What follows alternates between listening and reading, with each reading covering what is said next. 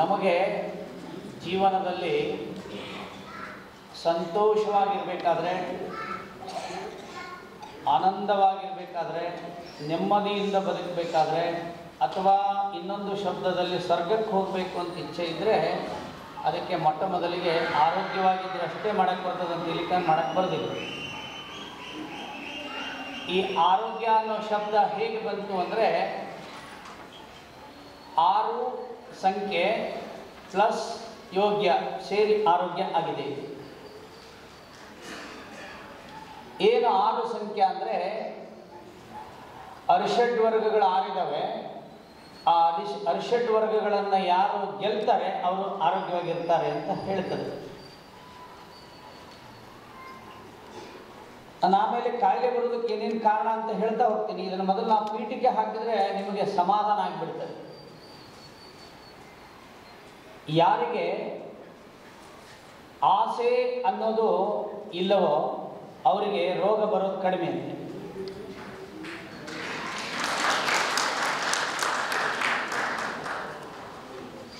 ಯಾರಿಗೆ ಕೋಪ ಅನ್ನುವುದೇ ಇಲ್ಲವೋ ಅವರಿಗೆ ರೋಗನೇ ಬರೋದಿಲ್ಲ. ಯಾರಿಗೆ ನಂದು ನಂದು ನಂದು ನನ್ನ 6 ಸೈಟ್ ಅದಾವೆ, ನನ್ನ 7 ಸೈಟ್ ಅದಾವೆ, ನನ್ನ ಆ ಸೈಟ್ ಇಲ್ಲೇ ಇರ್ತಾವೆ, ಅವ್ರು ಇರಂಗಿಲ್ಲ, ಹೋಗ್ಬಿಟ್ಟಿರ್ತಾರ ಅವ್ರು. ಇದು ಯಾರು ಅನ್ನಂಗಿಲ್ಲ, ಅವ್ರಿಗೂ ಕಾಯಿಲೆ ಬರೋದಿಲ್ಲ. ಇದಕ್ಕೆಲ್ಲ ಬೇರೆ ಬೇರೆ ಕಾಯಿಲೆ ಅದಾವೆ. ಆಸೆ ಇದ್ರೆ ಒಂದಿಷ್ಟು ಕಾಯಿಲೆ ಅದಾವೆ, ಕೋಪ ಇದ್ರೆ ಒಂದಿಷ್ಟು ಕಾಯಿಲೆ ಅದಾವೆ. ನಾನು ನಾನು ನಾನೇ ನನ್ನಿಂದಾನೇ ಅಂತ ಅಂದ್ಕೊಂಡಿರ್ತಾರೆ ಮನ್ಯಾಗ ಮಾಲಕರು. ನಾ ಮನ್ಯಾಗ ಇರ್ಲಿಕ್ಕೆ ನಡೀದಿಲ್ಲ ಅಂದಿರ್ತಾರೆ. ಅವ್ರು ಇಲ್ದಾಗ ಮನೆಯವ್ರು ಭಾಳ ಆರಾಮಿರ್ತಾರೆ, ಇವ್ರಿಗೆ ಗೊತ್ತೇ ಇರಂಗಿಲ್ಲ. ನಮ್ಮ ಮನೆಯವ್ರಿಲ್ರಿ ಭಾಳ ಆರಾಮದೇವು ಅಂತಾರೆ, ಇವ್ರು ನಾ ಇಲ್ಲಿಗೆ ನಡೆಯಂಗಿಲ್ಲ ಅಂತ ಇವ್ರು ಹೇಳ್ತಾರೆ. ಮೋಹ ಅನ್ನೋದು ಯಾರಿಗೂ ಇರುವುದಿಲ್ಲ, ಅವರಿಗೆ ಕಾಯಿಲೆಗಳು ಭಾಳ ಕಡಿಮೆ.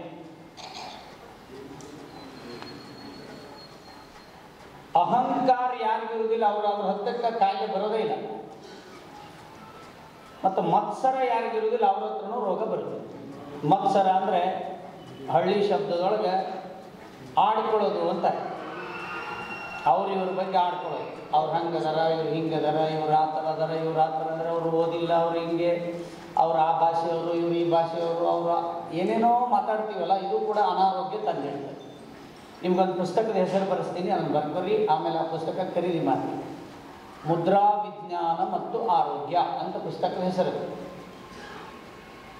ಮುಂಬೈ ವಿಶ್ವವಿದ್ಯಾಲಯದಲ್ಲಿ ಬಿಡುಗಡೆಯಾದಂಥ ಪುಸ್ತಕ ಮುದ್ರಾ ವಿಜ್ಞಾನ ಮತ್ತು ಆರೋಗ್ಯ. ಇದರೊಳಗೆ ಏನು ಬರ್ತಾರೆ ಅಂದರೆ, ಈ ಪುಸ್ತಕದಲ್ಲಿ ಬಹಳಷ್ಟು ವಿಷಯ ಬರ್ತಾರೆ. ಅದರ ಒಂದು ಹೇಳ್ತಾರೆ, ಯಾವ ಸ್ವಭಾವ ಮನುಷ್ಯನಿಗಿದ್ರೆ ಯಾವ ರೋಗ ಬರುತ್ತೆ ಅಂತ ಬರ್ತಾರೆ. ಸಂಶೋಧನೆ ಮಾಡಿ ಬರ್ತಾರೆ, ಹಾಗೆ ಬರೋದಿಲ್ಲ. ಇಂಥ ಸ್ವಭಾವ ಇದ್ರೆ ಇಂಥ ರೋಗ ಬರ್ತದೆ ಅಂತ. ಅದರಲ್ಲಿ ಒಂದು ಬಹಳ ಗುರುತರವಾದ ವಿಷಯವನ್ನು ಬರೆದಿದ್ರೆ, ಯಾರು ನಗುವುದಿಲ್ಲ, ಸಂತೋಷವಾಗಿರುವುದಿಲ್ಲ, ಅವ್ರಿಗೆ ಕ್ಯಾನ್ಸರ್ ಬಂದೇ ಬರುತ್ತೆ ಅಂತ ಬರ್ತಾರೆ. ಇಲ್ಲಿ ಬೆಂಗಳೂರ ಸುಮ್ಮನೆ ನಗಕ್ಕೆ ಏನೇನೋ ಮಾಡ್ಯಾರ್ತಾರೆ. ನಾನು ನೋಡ್ತಿರ್ತೀನಿ ಲಾಫಿಂಗ್ ಕ್ಲಬ್ ಅಂತ. ಅಲ್ಲಿ ಏನು ಕ್ರಿಯೇಟಿವಿಟಿ ಇಲ್ಲ, ಹಾಗೆ ನಗ್ತಾರೆ. ಹಂಗ ನಗ್ರ ಹಾರ್ಟಿಗೆ ತೊಂದರೆ ಆಗ್ತದೆ. ಕರೆ ನಗಬೇಕು.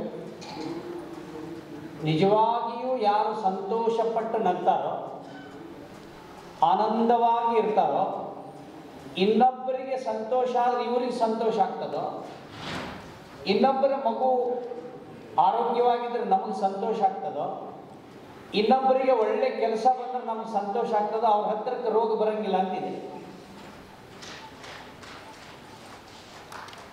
ಅದಕ್ಕೆ ನಗದೇ ಹೋದಾಗ ದೇಹದಲ್ಲಿರುವಂಥ ಕುರುಕುಮಿನ್ ಕೊರತೆ ಆಗುತ್ತಂತೆ, ಅವಾಗ ಕ್ಯಾನ್ಸರ್ ಬರ್ತದೆ ಅನ್ನೋದನ್ನು ಸಂಶೋಧನೆಯಿಂದ ಕಂಡುಹಿಡಿದಿದ್ದಾರೆ. ಅದಕ್ಕೆ ನಗಬೇಕು. ನಮ್ಮ ಧಾರಾವಾಹಿಗಳು ಒಂದು ಮರ್ಡರ್ ಮಾಡೋಕ್ಕೆ 15 ದಿವಸ ತಗೋತಿತ್ತು. ಚಾಕು ತೆಗಿಯೋಕ್ಕೆ ಒಂದು 10 ನಿಮಿಷ, ಮತ್ತು ಹೊಳ್ಳಿ ಇಡೋಕ್ಕೆ 10 ನಿಮಿಷ. ನಾಳೆ ನಾಡ್ದು ಮರ್ಡರ್ ಆಗ್ಬೋದು ಅಂತ ಈ ಉಸಿರು ಬುಗಿ ಹಿಡ್ಕೊಂಡು ಕೂತ್ಬಿಟ್ಟಿತ್ತು. ಈ ಥರ ಇದ್ದಾಗ ಗಂಭೀರತೆ ಆಯ್ತು ದೇಹದಲ್ಲಿ ಅಂದರೆ ಮನುಷ್ಯನಿಗೆ ತೊಂದರೆ ಬರಲಿಕ್ಕೆ ಶುರು ಆಗ್ತದೆ. ಅದಕ್ಕಾಗಿ ಸಂತೋಷವಾಗಿರುವುದನ್ನು ರೂಢಿಸ್ಕೊಳ್ಬೇಕು. ಮನೆಯಲ್ಲೇ ಕ್ರಿಯೇಟ್ ಮಾಡ್ಕೊಳಕ್ಕೆ ಬರುತ್ತದೆ.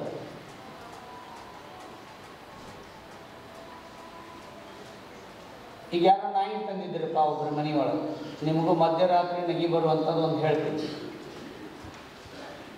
ಅದರದ್ದು ಮೈ ತೊಳೆಯಕತ್ತಿದ್ರು ಸೋಪ್ ಹಚ್ಚಿ, ಮೈ ತೊಳೆದು ಬಟ್ಟೆಯಲ್ಲಿ ಒರೆಸ್ಬಿಟ್ಟು ಅದಕ್ಕೆ ಮುತ್ತು ಕೊಡ್ಲಿಕ್ಕತ್ತಿದ್ದ ಯಾರು ಮಾಲಕ. ಆ ನಾಯಿಗೆಲ್ಲ ರೋಮಗಳು, ಮೈಯಲ್ಲೆಲ್ಲ ಕೂದಲುಗಳು. ಅಲ್ಲೊಬ್ಬ ಗುಂಡ ಹಾದೋದ ಅಂದ, ಏನು ಅಂಕಲ್ ಎಲ್ಲಿಂದ ತಂದಿರು ನಾಯಿ? ಇದು ಡೆನ್ಮಾರ್ಕ್ದ ನಾಯಿ ಅಂದರು. ಭಾಳ ಚೆನ್ನಾಗಿದೆ, ನೀವು ಮುತ್ತು ಕೊಡಕತ್ತಿರಲ್ಲ ಅದ್ರ ಮುಖ ಆಚೆ ಕಡೆ ಐತೆ ನೋಡ್ರಿ ಅಂದ. ಅದ್ರ ಮುಖ ಈ ಕಡೆ ಐತೆ ಅಂತ ಮುತ್ತು ಕೊಡಕತ್ತ, ಅಷ್ಟು ಕೂದಲದವ ನಾಯಿಗೆ. ಅಂದರೆ ನಿಜವಾಗಿಯೂ ಸಹಿತ ಹೃದಯಕ್ಕೆ ಬ್ಲಡ್ ಸುಲಭವಾಗಿ ಪಂಪ್ ಆಗೋ ರೀತಿಯಲ್ಲಿ ನಗಬೇಕು ನಾವು. ಈಗೆಲ್ಲ ಹೆಂಗಾಗ್ಬಿಟ್ಟಿದೆ ಅಂದರೆ ಪರಿಸ್ಥಿತಿ, ಜಾಸ್ತಿ ನಕ್ರಿಯಲ್ಲೇ ಮುಖದ ಮೇಲಿಂದ ಮೇಕಪ್ ಹೋಗ್ತದೆ ಅನ್ನುವಂಥ ಸ್ಥಿತಿ ಇವತ್ತು ನಿರ್ಮಾಣ.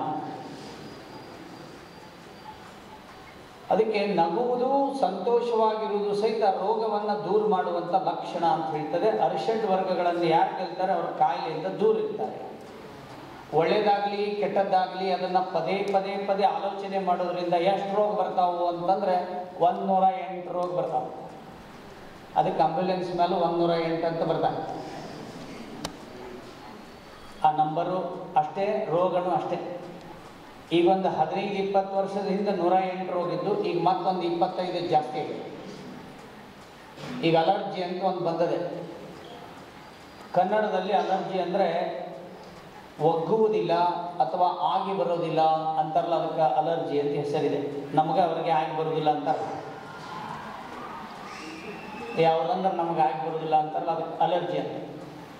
ಇಲ್ಲಿ ಕೂತವ್ರ ಪೈಕಿ ಕೆಲವರಿಗೆ ಆಲೂಗಡ್ಡೆ ಆಗಿ ಬರೋಲ್ಲ, ಕೆಲವರಿಗೆ ಬದನೆಕಾಯಿ ಆಗಿ ಬರೋದಿಲ್ಲ, ಕೆಲವರಿಗೆ ನಿಂಬೆ ಪಾನಕ ಕುಡಿದ್ರೆ ಆಗಿ ಬರೋದಿಲ್ಲ, ಕೆಲವರಿಗೆ ಸಕ್ಕರೆ ತಿಂದ್ರೆ ಆಗಿ ಬರೋದಿಲ್ಲ, ಕೆಲವರಿಗೆ ರಾಗಿ ಮುದ್ದೆ ಆಗಿ ಬರೋದಿಲ್ಲ, ಕೆಲವರಿಗೆ ಮಳೆ ಬಂದ್ರೆ ಆಗಿ ಬರೋಲ್ಲ, ಕೆಲವರು ನೀರು ತೋಯಿಸ್ಕೊಂಡ್ರೆ ಆಗಿ ಬರೋದಿಲ್ಲ, ಕೆಲವರಿಗೆ ಬರೀ ಮೋಡ ಆದರೂ ಆಗಿ ಬರೋಲ್ಲ, ಕೆಲವರಿಗೆ ಟಿವಿ ಮಳೆ ಬಂದ್ರೂ ನೆಗಡಿ ಬರ್ತದೆ. ಕೆಲವರು ಟಿವಿ ನೋಡ್ತಿರ್ತಾರೆ, ಅದ್ರಾಗ ಮಳೆ ಬಂತಂದ್ರೆ ಇವ್ರಿಗೆ ಆಗಲೇ ನೆಗಡಿ ಬರ್ತದೆ. ಈ ಥರದ ಕಾಯಿಲೆಗಳು ಸೇರಿ ಡೆಂಗ್ಯೂ ಜ್ವರ, ಚಿಕನ್ ಗುನ್ಯ, ಕೊರೋನಾ ಏನೇನೋ ಬಂದು ಮತ್ತಷ್ಟು ಕಾಯಿಲೆಗಳು ಜಾಸ್ತಿ ಆಗಿದೆ. ನಿಮ್ಮ ಭಾವನೆಗಳಿಗೆ ಒಂದಿಷ್ಟು ಗಾಂಭೀರ್ಯತೆ ಬರಲಿ ಅಂತ ಒಂದಿಷ್ಟು ಸಂಗತಿ ಹೇಳ್ತೀನಿ. ನಿಮ್ಗೆ ಆಶ್ಚರ್ಯ ಆಗುತ್ತೆ ಮತ್ತು ಆಶ್ಚರ್ಯ ಜೊತೆಗೆ ನಿಮಗೆ ಸಾಧನೆ ಮಾಡಲಿಕ್ಕೆ ದಾರಿ ಆಗುತ್ತೆ ಅಂತ ಹೇಳ್ತೀನಿ. 2 ತಿಂಗಳ ಹಿಂದುಗಡೆ ವಿಶ್ವ ಕ್ಯಾನ್ಸರ್ ದಿನವನ್ನು ಆಚರಣೆ ಮಾಡಿದರು. ಅವತ್ತು ಭಾರತದ ಕ್ಯಾನ್ಸರ್ ಸಂಖ್ಯೆ ಹೇಳಿದ್ದಾರೆ 3 ಕೋಟಿ ಜನರಿಗೆ ಕ್ಯಾನ್ಸರ್ ಇದೆ ಅಂತ ಬಂದಿದೆ. ಎಷ್ಟು ಸಣ್ಣ ಮಕ್ಕಳಿಗೆ ಕ್ಯಾನ್ಸರ್ ಬಂದಿದೆ ಅಂದರೆ 65 ದಿವಸದ ಮಗುವಿಗೆ 4ನೇ ಸ್ಟೇಜಿನ ಕ್ಯಾನ್ಸರ್ ಇರೋದು ನನ್ನ ಹತ್ರ ಪೇಷಂಟ್ ಬಂದಿದೆ. ಕೇವಲ 65 ದಿವಸದ ಮಗು.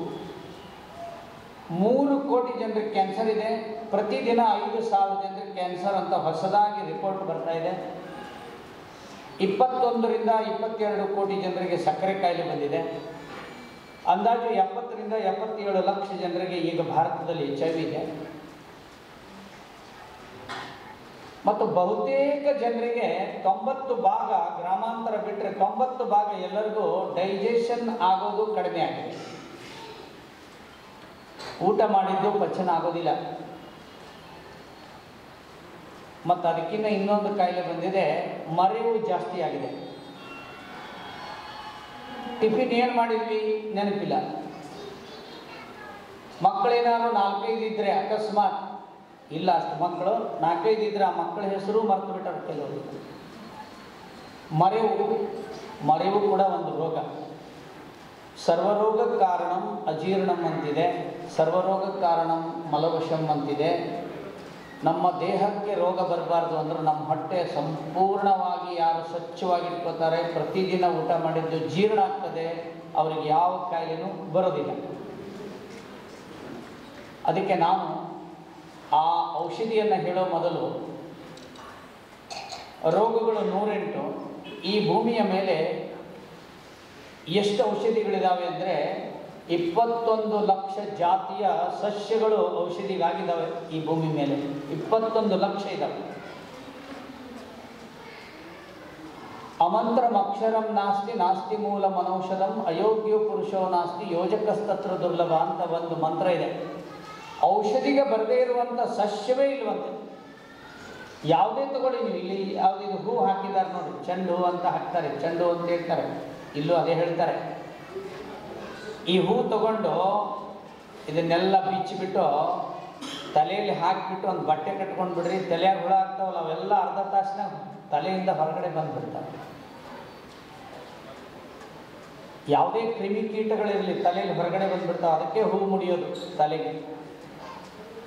ಈ ಮಾವಿನ ಎಲೆ ಇಟ್ಟಿದ್ದಾರಲ್ವಾ, ಇದನ್ನು ಸುಟ್ಟು ಬಿಟ್ಟು ಭಸ್ಮ ಮಾಡಿ ಅದನ್ನು ಅದರ ಜೊತೆಗೆ ಸ್ವಲ್ಪ ಸೈಂದ್ರ ಲವಣ ಹಾಕಿ ಹಲ್ಲು ಉಜ್ಕೋರಿ, ಹಲ್ಲು ಒಟ್ಟ ಬೀಳಂಗೆ ಇದೆ. ಇದೆಲ್ಲವೂ ನಮ್ಮ ದೇಶದಲ್ಲಿ ಇತ್ತು, ಬಹಳ ದೊಡ್ಡ ಪ್ರಮಾಣದಲ್ಲಿ ಬರೆದಿದ್ರು ಈ ದೇಶದಲ್ಲಿ. ಈಗಲೂ ಆ ಗ್ರಂಥಗಳಿದ್ದಾವೆ. ಕಾಲಕ್ರಮೇಣದಲ್ಲಿ ನಮ್ಮ ದೇಶದಲ್ಲಿ ಸಿಗುವಂಥ ಆಹಾರ ಪದಾರ್ಥದಿಂದ ಔಷಧಿ, ಗಿಡಮೂಲಿಕೆಗಳಿಂದ ಔಷಧಿ, ವನಸ್ಪತಿಗಳಿಂದ ಔಷಧಿ, ರಸೌಷಧಿಗಳಿಂದ ಔಷಧಿ, ಭಸ್ಮಗಳಿಂದ ಔಷಧಿ, ತರಕಾರಿಯಿಂದ ಔಷಧಿ, ಕಾಳುಗಳಿಂದ ಔಷಧಿ, ಇದೆಲ್ಲ ಹೋಗಿ ನಮ್ಮ ದೇಶದಲ್ಲಿ ಇವತ್ತು ನಾವು ಆರೋಗ್ಯದ ದೃಷ್ಟಿಯಿಂದ ಪರಾಧೀನ ಆಗಿದ್ದೀವಿ. ತಲೆನೋವು ಅಂದರೆ ನಮಗೆ ನವಾಲ್ಜಿನೇ ಬೇಕು, ಇಲ್ಲ ಅನಾಸಿನೇ ಬೇಕು. ಭಾಳಷ್ಟು ಇಂಗ್ಲೀಷ್ ಮೆಡಿಸಿನ್ನ ಕೊನೆಗಡೆ CIN ಅಂತ ಬರ್ತಾರೆ. ಸಿನ್ ಅಂದರೆ ಇಂಗ್ಲೀಷ್ನಲ್ಲಿ ಪಾಪ ಅಂತ ಅರ್ಥ.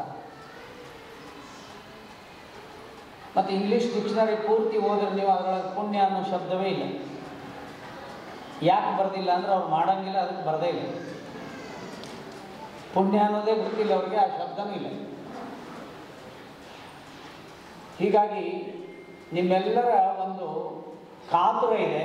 ಅದಕ್ಕೋಸ್ಕರ ನಾನು ಈ ಮನೆಮದ್ದು ಅನ್ನುವಂಥ ಔಷಧಿ, ವನಸ್ಪತಿ ಔಷಧಿಗಳ ಬಗ್ಗೆ ನಮ್ಮ ದೇಶದಲ್ಲಿ ಶಾಸ್ತ್ರಗಳೇನು ಹೇಳ್ತವೆ ಅಂದರೆ, ನೀನು ಸೇವಿಸುವಂಥ ಆಹಾರ ಏನಿದೆಯೋ, ನಿನ್ನ ಸುತ್ತಮುತ್ತ ಬೆಳೆದಿರುವ 25 ಕಿಲೋಮೀಟರ್ ವ್ಯಾಪ್ತಿಯಲ್ಲಿ ಏನು ಸಿಗುತ್ತೋ ಅದು ರಾಸಾಯನಿಕ ಮುಕ್ತವಾಗಿರುವಂಥ ಆಹಾರ ಇದ್ದರೆ ಅದೇ ನಿನಗೆ ಔಷಧಿಯಾಗಿ ಕೆಲಸ ಮಾಡ್ತದೆ. ಬೇರೆ ಔಷಧಿ ತಗೊಳ್ಳೋದ ಅವಶ್ಯಕತೆ ಇಲ್ಲ ಅಂತ ನಮ್ಮ ಶಾಸ್ತ್ರಗಳಲ್ಲಿ ಬರೆದಿದ್ದಾರೆ. ನಮ್ದು ಇವತ್ತು ಆಹಾರ ನಮ್ಮದು ರಾಸಾಯನಿಕ ಇರೋದರಿಂದ ಆ ಆಹಾರದಲ್ಲಿ ಗುಣ ಕಡಿಮೆ ಆಗಿದೆ. ಆಹಾರವನ್ನು ತಯಾರು ಮಾಡೋ ಪದ್ಧತಿನೂ ವ್ಯತ್ಯಾಸ ಆಗಿದೆ. ಆಮೇಲೆ ಅದನ್ನು ತಯಾರು ಮಾಡಿದ ಅದನ್ನ ಇಡಾಕ ಒಂದು ಡಬ್ಬಿ ಬಂದಿದೆ, ತಂಗಳ ಪೆಟ್ಟಿಗೆ ಅಂತಾರೆ ಕನ್ನಡದೊಳಗೆ, ಇಂಗ್ಲೀಷ್ನೊಳಗೆ ಫ್ರೀಜ್ ಅಂತಾರೆ. ಅದು ಬೀಗರು ಬಂದಾಗ ನೋಡಲಿ, ನೆಂಟರಂತ ಹೊರಗೆ ಇಟ್ಟಿರ್ತಾರೆ ನೋಡಲಿ.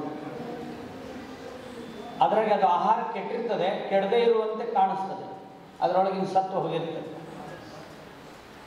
ಕ್ರಮೇಣ ನಮ್ಮ ಆಹಾರ ಪದ್ಧತಿ ವ್ಯತ್ಯಾಸ ಆಗಿರೋದ್ರಿಂದ ನಮ್ಮ ಷಡ್ರಸಗಳು ಸಹಿತ ಸಂಪೂರ್ಣವಾಗಿ ಬದಲಾಗಿರೋದ್ರಿಂದ ಭಾಳ ವ್ಯಾಪಕ ಸಂಖ್ಯೆಯಲ್ಲಿ ಇವತ್ತು ದೇಶದಲ್ಲಿ ರೋಗಿಗಳ ಸಂಖ್ಯೆ ಹೆಚ್ಚಾಗಿದೆ. ಷಡ್ರಸಗಳು ಅಂದರೆ 6 ನಮ್ಮದು ರುಚಿ ಇದೆ. ಕೆಲವರಿಗೆ ಈಗ ಗೊಂದಲ ಇದೆ, ಇವ್ರು ಹೇಳ್ತಾ ಇರೋದೆಲ್ಲ ಹೆಂಗೆ ನೆನಪಿಟ್ಕೊಳ್ಳೋದು ಅಂದರೆ, ಇದಕ್ಕಾಗಲೇ ನನ್ನೊಂದು ಪುಸ್ತಕ ಇದೆ ಹೊರಗಡೆ, ನಾನು ಹೇಳುವ 100 ಪಟ್ಟು ಆ ಪುಸ್ತಕದಲ್ಲಿದೆ. ಇದು ಹೇಳಿದ ಮೇಲೆ ನಿಮ್ಗೆ ಓದಲಿಕ್ಕೆ ಅನುಕೂಲ ಆಗ್ತದೆ. ಷಡ್ರಸಗಳು ಅಂದರೆ ಒಟ್ಟು ಆಹಾರದಲ್ಲಿರುವಂಥ 6 ರುಚಿಗಳನ್ನು ನಾವು ತಿಂತಾ ಇರ್ತೀವಿ. ಅದರಲ್ಲಿ ಉಪ್ಪಿಗಿಂತ ರುಚಿ ಇಲ್ಲ, ತಾಯಿಗಿಂತ ಬಂಧು ಇಲ್ಲ ಅಂತ ಹೇಳ್ತಾರೆ. ಉಪ್ಪು ನಮ್ಮದು ಸೈಂದ್ರ ಲವಣ, ಪಾದರ ಲವಣ ಮತ್ತು ಕೆಂಪುಪ್ಪು, ಈ ಥರದ ನಾವು ತಿಂತಿದ್ವಿ. ಇತ್ತೀಚಿನ 30 ವರ್ಷಗಳ ಈಚೆ ಕಡೆ ನಾವು ಬಿಳಿ ಉಪ್ಪನ್ನು ತಿಂತೇವೆ. ವಿಶ್ವ ಆರೋಗ್ಯ ಸಂಸ್ಥೆ ಹೇಳಿದೆ, ಬಿಳಿ ಉಪ್ಪು ವೈಟ್ ಪಾಯ್ಸನ್ ಅಂತ ಹೇಳಿದೆ. ನಮ್ಮ ಕಾರ್ಯಕ್ರಮದ ಉದ್ದೇಶ, ತಾವುಗಳೆಲ್ಲ ಆಹಾರದಲ್ಲಿ ಸೈಂದ್ರ ಲವಣ ಅಥವಾ ಕೆಂಪು ಉಪ್ಪನ್ನು ಬಳಸ್ತಾ ಹೋದರೆ,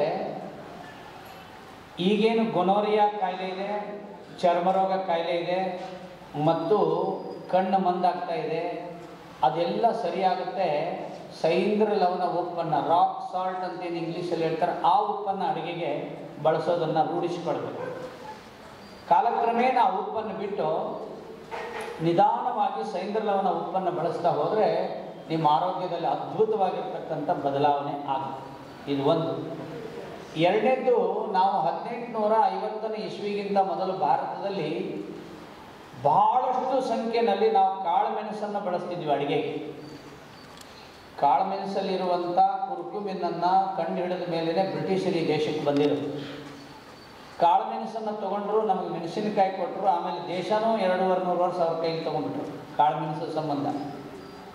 ಯಾರು ದಿನದಲ್ಲಿ ಮೆಣಸಿನಕಾಯಿ ತಿಂದ್ರಿ ಅಥವಾ ಒಣಮೆಣಸಿನಕಾಯಿ ತಿಂದ್ರಿ, ದಿನದಲ್ಲಿ 3 ಅಥವಾ 4 ಕಾಳುಮೆಣಸು ನಮ್ಮ ದೇಹದಲ್ಲಿ ಒಳಗೆ ಹೋಯಿತು ಅಂದರೆ ಅವರಿಗೆ ಬಹುತೇಕ ಕ್ಯಾನ್ಸರ್ ಬರಲ್ಲ. ಇದು ಎರಡನೇದು. ಖಾರ ಹುಳಿಯನ್ನು ನಾವು ಹೆಚ್ಚಾಗಿ ಇವತ್ತು ಮೊದಲು ಸಾಂಪ್ರದಾಯಿಕವಾಗಿ ಬಳಸುವಾಗ ನಿಂಬೆಹಣ್ಣು ಆಮ್ಸಲು ಬಳಸ್ತಿದ್ವಿ. ಕಾಲಕ್ರಮೇಣ ಹುಣಸೆಹಣ್ಣನ್ನು ಜಾಸ್ತಿ ಬಳಸ್ತಾ ಇದ್ದೀವಿ. ಈಗಂತೂ ಹುಣಸೆಹಣ್ಣು ನಿಂಬೆಹಣ್ಣು ಬಿಟ್ಟು ನಾವು ಟೊಮೆಟೋದ್ರ ಮೇಲೇ ಅವಲಂಬಿತ ಆಗಿದೆ. ಟೊಮೆಟೊದಲ್ಲಿರುವಂಥ ಹುಳಿ ನಿಂಬೆಹಣ್ಣು ಏನು ಕೆಲಸ ಮಾಡುತ್ತೆ ಆ ಕೆಲಸ ಮಾಡೋದಿಲ್ಲ. ಇಲ್ಲೊಬ್ಬರು ಅಮ್ಮ ಬಂದಾರೆ, ಅವ್ರನ್ನ ಕೇಳಿ, ಒಂದು ಕಿಮೋಗೆ ಕ್ಯಾನ್ಸರಿಗೆ ಮಾಡುವಂಥ ಒಂದು ಕಿಮೋ ಮಾಡಿಸ್ಲಿಕ್ಕೆ ಕಡಿಮೆ ಅಂದರೆ 30,000 ಅಥವಾ 40,000 ಕಿಮೋ ಇದೆ.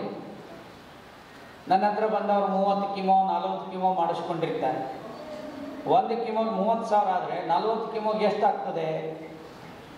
ನಮ್ಮ ಹತ್ರ ಬಂದವರು ಯಾರೂ ಸಹಿತ ಇಲ್ಲಿವರೆಗೂ ಕೀಮೋ ಮಾಡಿಸ್ಕೊಂಡಿಲ್ಲ. ಕೀಮೋ ಅನ್ನೋದು ಕ್ಯಾನ್ಸರ್ನಲ್ಲಿ ಆ ವೈರಸ್ಸನ್ನು ನಾಶ ಮಾಡಲಿಕ್ಕೆ ಇರುವಂಥ ಒಂದು ಲೈಟಾಗಿ ಕೊಡುವಂಥ ಒಂದು ಕರೆಂಟಿನ ವ್ಯವಸ್ಥೆ ಅದು ಕೊಡ್ತಾರೆ. ಒಂದು ಲೋಟ ಬಿಸಿನೀರಿಗೆ ಅರ್ಧ ನಿಂಬೆಯನ್ನು ಹಿಂಡಿ ಕುಡಿದು ಬಿಟ್ರೆ ಒಂದು ಕಿಮೋ ಎಷ್ಟು ಕೆಲಸ ಮಾಡುತ್ತೆ ಅಷ್ಟು ಮಾಡುತ್ತೆ. ಅದಕ್ಕೆ ನಮ್ಮ ಕಿಮೋ ಕೇವಲ ₹1 ಮಾತ್ರ ಕಿಮೋದಲ್ಲಿ ಕೆಲಸ ಮಾಡುತ್ತೆ. ಅಡಿಗೆಗೆ ಬಳಸುವಾಗ ಹೆಚ್ಚು ನಿಂಬೆಹಣ್ಣನ್ನು ಬಳಸಿದರೆ, ಉಗುರು ಬೆಚ್ಚಗೆ ನೀರಿಗೆ ನಿಂಬೆಹಣ್ಣು ಹಾಕಿ ಕುಡಿದ್ರೆ ಕ್ಯಾನ್ಸರ್ಕಾರಕ ಸೆಲ್ಲುಗಳೇನಾದರೂ ಕೋಶಗಳಲ್ಲಿ ತಯಾರಾಗ್ತಾ ಇದ್ದರೆ ಅದು ನಾಶ ಮಾಡುವಂಥದ್ದು ನಿಂಬೆಹಣ್ಣಿನ ಜ್ಯೂಸ್ನಲ್ಲಿದೆ. ಅದಕ್ಕೆ ಅಡುಗೆಗೆ ನಾವು ಹುಳಿಯನ್ನು ಬಳಸೋದನ್ನು ರೂಢಿಸಬೇಕು. ಇನ್ನು ಸಿಹಿಯಂತೂ ಇಡೀ ದೇಶದಲ್ಲಿ ಒಂದು 60 ವರ್ಷದ ಹಿಂದುಗಡೆ ಬೆಲ್ಲವನ್ನು ತಿಂತಿದ್ರು. ಇಲ್ಲಿ ಯಾರು ವಯಸ್ಸಾದವರು ಇದ್ದೀರಿ ಅವರೆಲ್ಲರಿಗೂ ನೆನಪಿದೆ, ನಾವು ಪ್ರಾವಿಷನ್ ಸ್ಟೋರಿಗೆ ಹೋದರೆ ಬೆಲ್ಲದ ಒಂದು ಡಬ್ಬಿ ಇರೋದು, ಆ ಬೆಲ್ಲದ ಮೇಲ್ಗಡೆ ಒಂದು ಹುಳ ಕುತ್ಕೊಳ್ಳೋದು. ನಮ್ಮ ಕಡೆ ಅದು ಕಣಜಿರಿಗೆ ಅಂತಾರೆ, ಈ ಕಡೆ ಏನೋ ಒಂದು ಶಬ್ದ ಅಂತಿರ್ಬೋದು. ಅದು ಬೆಲ್ಲದ ಮೇಲೆ ಕೂಡೋದು, ಅದ್ರ ಮೇಲೆ ಜೇನು ಹುಳ ಬಂದು ಕುತ್ಕೊಳ್ಳೋದು. ಆ ಕಣಜಿರ್ಗಿಗೆ ಮತ್ತು ಜೇನು ಹುಳಕ್ಕೆ ಗೊತ್ತಿದೆ ಇದು ಆರ್ಗ್ಯಾನಿಕ್ ಬೆಲ್ಲ ಅಂತ ಅವಾಗ ಕುಂದಿರ್ತಾವೆ. ಈಗಿನ ಬೆಲ್ಲದ ಮೇಲೆ ಅವು ಕುಂಡ್ರಂಗಿಲ್ಲ. ಯಾವುದು ಕುಂದ್ರಂಗಿಲ್ಲಲ್ಲ ಆ ಬೆಲ್ಲ ನಾವು ತಿನ್ನಾಕತ್ತೀವಿ ಅಂದ್ರೆ ಕಣಜಿರ್ಗಿಗಿಂತನೂ ನಾವು ದಡ್ಡರಾಗಿವಿ ಅಂತ ಅರ್ಥ. ಆರ್ಗ್ಯಾನಿಕ್ ಬೆಲ್ಲವನ್ನು ಯಾರು ತಿಂತಾರೋ ಬೇಕಾದಷ್ಟು ಸಿಗುತ್ತೆ, ನಾವು ಹುಡುಕಲ್ಲ. ನಮ್ಮ ಮನೆ ವ್ಯವಸ್ಥೆ ಹಂಗಾಗಿದೆ. ಕೊರೋನಾದಿಂದ ಒಂದಿಷ್ಟು ಜನರಿಗೆ ಗೊತ್ತಾಗಿದೆ ಮನೇಲಿ ಅಡುಗೆ ಸಾಮಾನು ಇಟ್ಕೋಬೇಕು ಅಂತ. ನಮ್ಮ ಅಡುಗೆಗೆ ನಾವು 90 ಭಾಗ 80 ಭಾಗ ಆರ್ಗ್ಯಾನಿಕ್ ಬೆಲ್ಲವನ್ನು ಬಳಸೋದನ್ನು ರೂಢಿಸಿಕೊಂಡ್ರೆ 4ನೇ ರುಚಿ ಇದು ಬಹಳ ಮುಖ್ಯವಾಗಿರುವಂಥ ವಿಷಯ ಹೇಳ್ತಾ ಇದ್ದೀನಿ. ನಮ್ಮ ಮನೆಯಲ್ಲಿ ಸ್ವಲ್ಪ ಆರ್ಗ್ಯಾನಿಕ್ ಬೆಲ್ಲವನ್ನು ಬಳಸೋದು ಮಾಡಿ ಮತ್ತು ಬೇರೆಯವ್ರಿಗೂ ಹೇಳಿ. 4 ಆದಮೇಲೆ 5ನೇದು ಉಪ್ಪು, ಖಾರ, ಹುಳಿ, ಸಿಹಿ ಆಯಿತು. ಈಗ ಕಹಿ ಮತ್ತು ಒಗರು ಇನ್ನೆರಡು ರುಚಿ ಇದ್ದಾವೆ. ಕಹಿ ತಿನ್ನೋದು ಕಡಿಮೆ ಮಾಡಿದ್ದೀವಿ. ಮೆಂತ್ಯದ ಚಟ್ನಿ ತಿನ್ನೋಲ್ಲ, ಹಾಗಲಕಾಯಿ ತಿನ್ನೋದಿಲ್ಲ, ಮೆಕ್ಕೆಕಾಯಿ ತಿನ್ನೋದಿಲ್ಲ, ಕಹಿ ಸೌತೆಕಾಯಿ ತಿನ್ನೋದಿಲ್ಲ. ಒಟ್ಟು ಕಹಿ ಬಂತು ಅಂದ್ರೆ ಬೇಡ ಅಂತೀವಿ. ಪಾನಿಪುರಿ ಹಂಗೆ ಬೇಕಾದ್ರೆ ಮಾಡಲಿ, ಉಗುರು ತಕ್ಕೊಳ್ಳಿ ಬಿಡಲಿ, ಅದು ಬಲೆ ಖುಷಿ. ಕಹಿ ಆಹಾರವನ್ನು ತಿನ್ಲಿಕ್ಕೆ ರೂಢಿಸ್ಕೊಳ್ಬೇಕು ಮತ್ತು ಒಗರು ಪದಾರ್ಥಗಳನ್ನು ತಿನ್ನಬೇಕು. ಕಂಚಿಕಾಯಿಯನ್ನು, ಹೆರಳೆಕಾಯಿ, ಉಪ್ಪಿನಕಾಯಿ, ಈ ಕಡೆ ಪುಳಿಯೋಗರೆ ಅಂತ ಮಾಡ್ತಾರೆ ಅದಕ್ಕೆ ಹಾಕುವಂಥ ಐಟಮ್ಗಳು, ಜೀರಿಗೆ, ಮೆಂತ್ಯ, ಇದೆಲ್ಲ ಸೇರಿಸಿರುವಂಥದ್ದನ್ನು ಬಿಟ್ಟು ಈ 6 ರುಚಿಗಳನ್ನು ಯಾರು ಮನೆಯಲ್ಲಿ ಸಾಂಪ್ರದಾಯಿಕವಾಗಿ ಭೋಜನ ಮಾಡೋದಕ್ಕೆ ಬಳಸ್ತಾರೆ.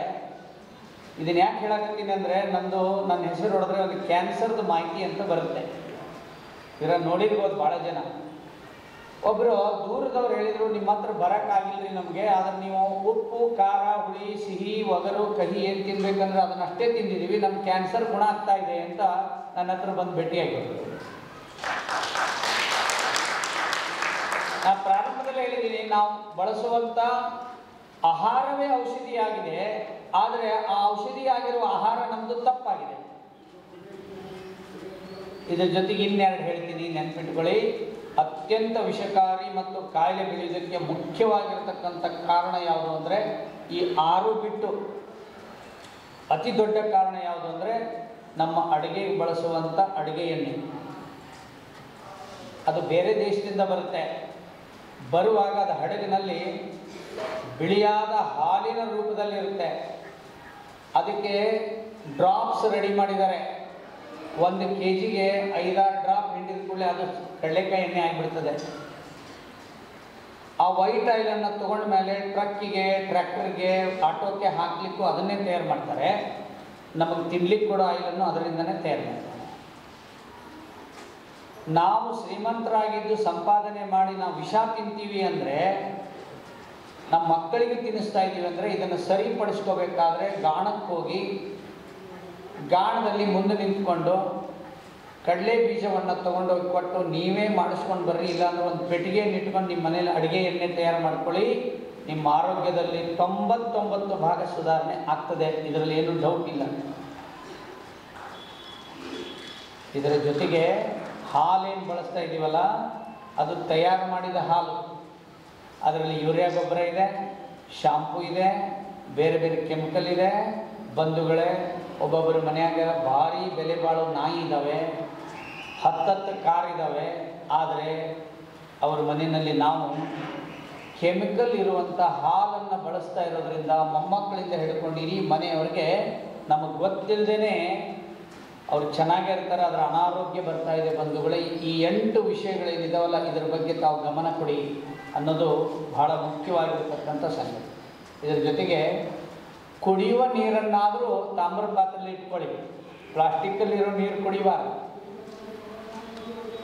70ನೇ ಇಸ್ವಿಲಿ ಯಾರಾದರೂ ಪ್ಲಾಸ್ಟಿಕ್ ತಟ್ಟೆಯಲ್ಲಿ ಊಟ ಮಾಡಿದರೆ, ನಮ್ಮೂರಲ್ಲಿ ಏನಂತಿದ್ರು ಅಂದ್ರೆ, ಭಾಳ ಬಡವರು ಅದಾರ ಅವ್ರ ಪಾಪ, ಅದಕ್ಕೆ ಪ್ಲಾಸ್ಟಿಕ್ ತಟ್ಟೆಯಲ್ಲಿ ಊಟ ಮಾಡ್ತಿದ್ರು ಅಂತ. ನನ್ನನ್ನು 5 ಸ್ಟಾರ್ ಹೋಟೆಲ್ಗೆ ಒಮ್ಮೆ ಕರ್ಕೊಂಡು ಹೋಗಿರ್ತಾರೆ, ಅಲ್ಲೂ ಪ್ಲಾಸ್ಟಿಕ್ ತಾಟಲ್ಲೇ ಊಟ ಮಾಡ್ತಿರ್ತಾರೆ. ಭಾರಿ ಹಣ ಇರೋರೆಲ್ಲರೂ ಪ್ಲಾಸ್ಟಿಕ್ ತಾಟಲ್ಲಿ ಊಟ ಮಾಡ್ತಾ ಇದ್ದಾರೆ ಅಂದರೆ ತುಂಬ ಬಡತನಕ್ಕೆ ಬಂದಿದ್ದಾರೆ ಅಂತ ಅರ್ಥ ಆಗ್ತದೆ.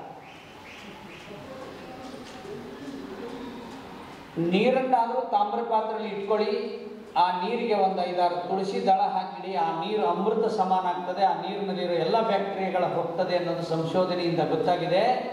ನೀವು ಯಾವುದೇ ನೀರು ತೊಗೊಂಡು ಬಂದರೂ ತಾಮ್ರ ಪಾತ್ರೆಯಲ್ಲಿ ಅದು ಡೇ ಕಳಿಬೇಕು, 1 ದಿನ 2 ದಿನ ಆಗಿಬಿಟ್ರೆ ಆ ನೀರು ಅತ್ಯಂತ ಅದ್ಭುತವಾಗಿ ಆಗ್ತದೆ. ಆ ನೀರನ್ನು ಶುದ್ಧಿ ಮಾಡಬೇಕಾದ್ರೆ ಈ ಗೋವಿನ ಬೆರಣಿಯಿಂದ ಬಂದಂಥ ಬೂದಿಯನ್ನು ಒಂದು ಚಿಟಿಕೆ ಹಾಕಿ ಆ ನೀರು ಶುದ್ಧಿ ಆಗ್ತದೆ ಅನ್ನೋದು ಸಂಶೋಧನೆಯಿಂದ ಗೊತ್ತಾಗಿದೆ. ಅದಕ್ಕಾಗಿ ಗಾಣದಿಂದ ಯಾರು ಎಣ್ಣೆ ತೆಗಿತಾ ಇದ್ದಾರೆ ಇವತ್ತು ನಾಡಿನಲ್ಲಿ, ಗೋವಿನ ಸೇವೆಯನ್ನು ಯಾರು ಮಾಡ್ತಾ ಇದ್ದಾರೆ, ಸಾವಯವ ಉತ್ಪನ್ನಗಳನ್ನು ಸಂಶೋಧನೆ ಮಾಡಿ ನಾಗರಿಕರಿಗೆ ತಲುಪಿಸ್ತಾ ಇದ್ದಾರೆ, ಅಂಥವ್ರಿಗೆಲ್ಲ ನಾನು ತಮ್ಮೆಲ್ಲರ ಪರವಾಗಿ ತುಂಬ ಹೃದಯದ ವಂದನೆಗಳನ್ನು ಅರ್ಪಿಸ್ತೇನೆ.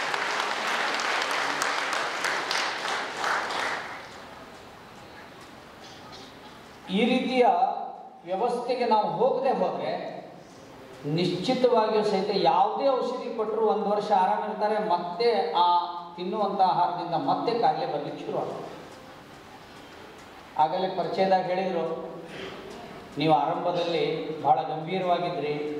ನಾನೊಬ್ಬ ಇದೇ ಬೆಂಗಳೂರಿನ HALನಲ್ಲಿ ಕೆಲಸ ಮಾಡಿ 10 ವರ್ಷ ಇದ್ದು ಹೋಗಿರುವಂಥ, ನನ್ನ ಜೊತೆಗೆ ಕೆಲಸ ಮಾಡಿರೋರು ಎಲ್ಲರೂ ನಿವೃತ್ತರಾದವರು ಇವತ್ತೊಂದು 8-10 ಜನ ಬಂದಿದ್ದಾರೆ ನನ್ನ ಜೊತೆಗೆ. 31 ವರ್ಷದಿಂದ ಬಿಟ್ಟು ಹೋದೆ ಅವ್ರನ್ನ. ಅಕಸ್ಮಾತ್ ನಾನು HALಲ್ಲಿ ಇದ್ದಿದ್ದರೆ ನಾನು ಇಷ್ಟು ಪೇಷಂಟ್ ನೋಡೋಕೆ ಆಗ್ತಿರಲಿಲ್ಲ. ಆ ಭಗವಂತನ ಕೃಪೆಯಿಂದ ನಾನು ಇಲ್ಲಿವರೆಗೆ ಅಂದಾಜು 5 ಲಕ್ಷ ಜನರಿಗೆ ಚಿಕಿತ್ಸೆ ಕೊಟ್ಟು ಆರಂಭ ಮಾಡಿದೆ. 5 ಲಕ್ಷ. ಯಾವ್ಯಾವ ಪ್ರಶಸ್ತಿ ಕೊಟ್ಟರು ಅಂತ ಹೇಳ್ತಾರೆ, ಎಷ್ಟೋ ಪ್ರಶಸ್ತಿ ಬಂದಾವೆ. ಆದರೆ ಒಬ್ಬ ಕಾಯಿಲೆ ಆಗಿರೋ ಗುಣ ಆಗಿದಾನಲ್ಲ, ಅದಕ್ಕಿಂತ ದೊಡ್ಡ ಪ್ರಶಸ್ತಿ ಇನ್ನೊಂದಿಲ್ಲ.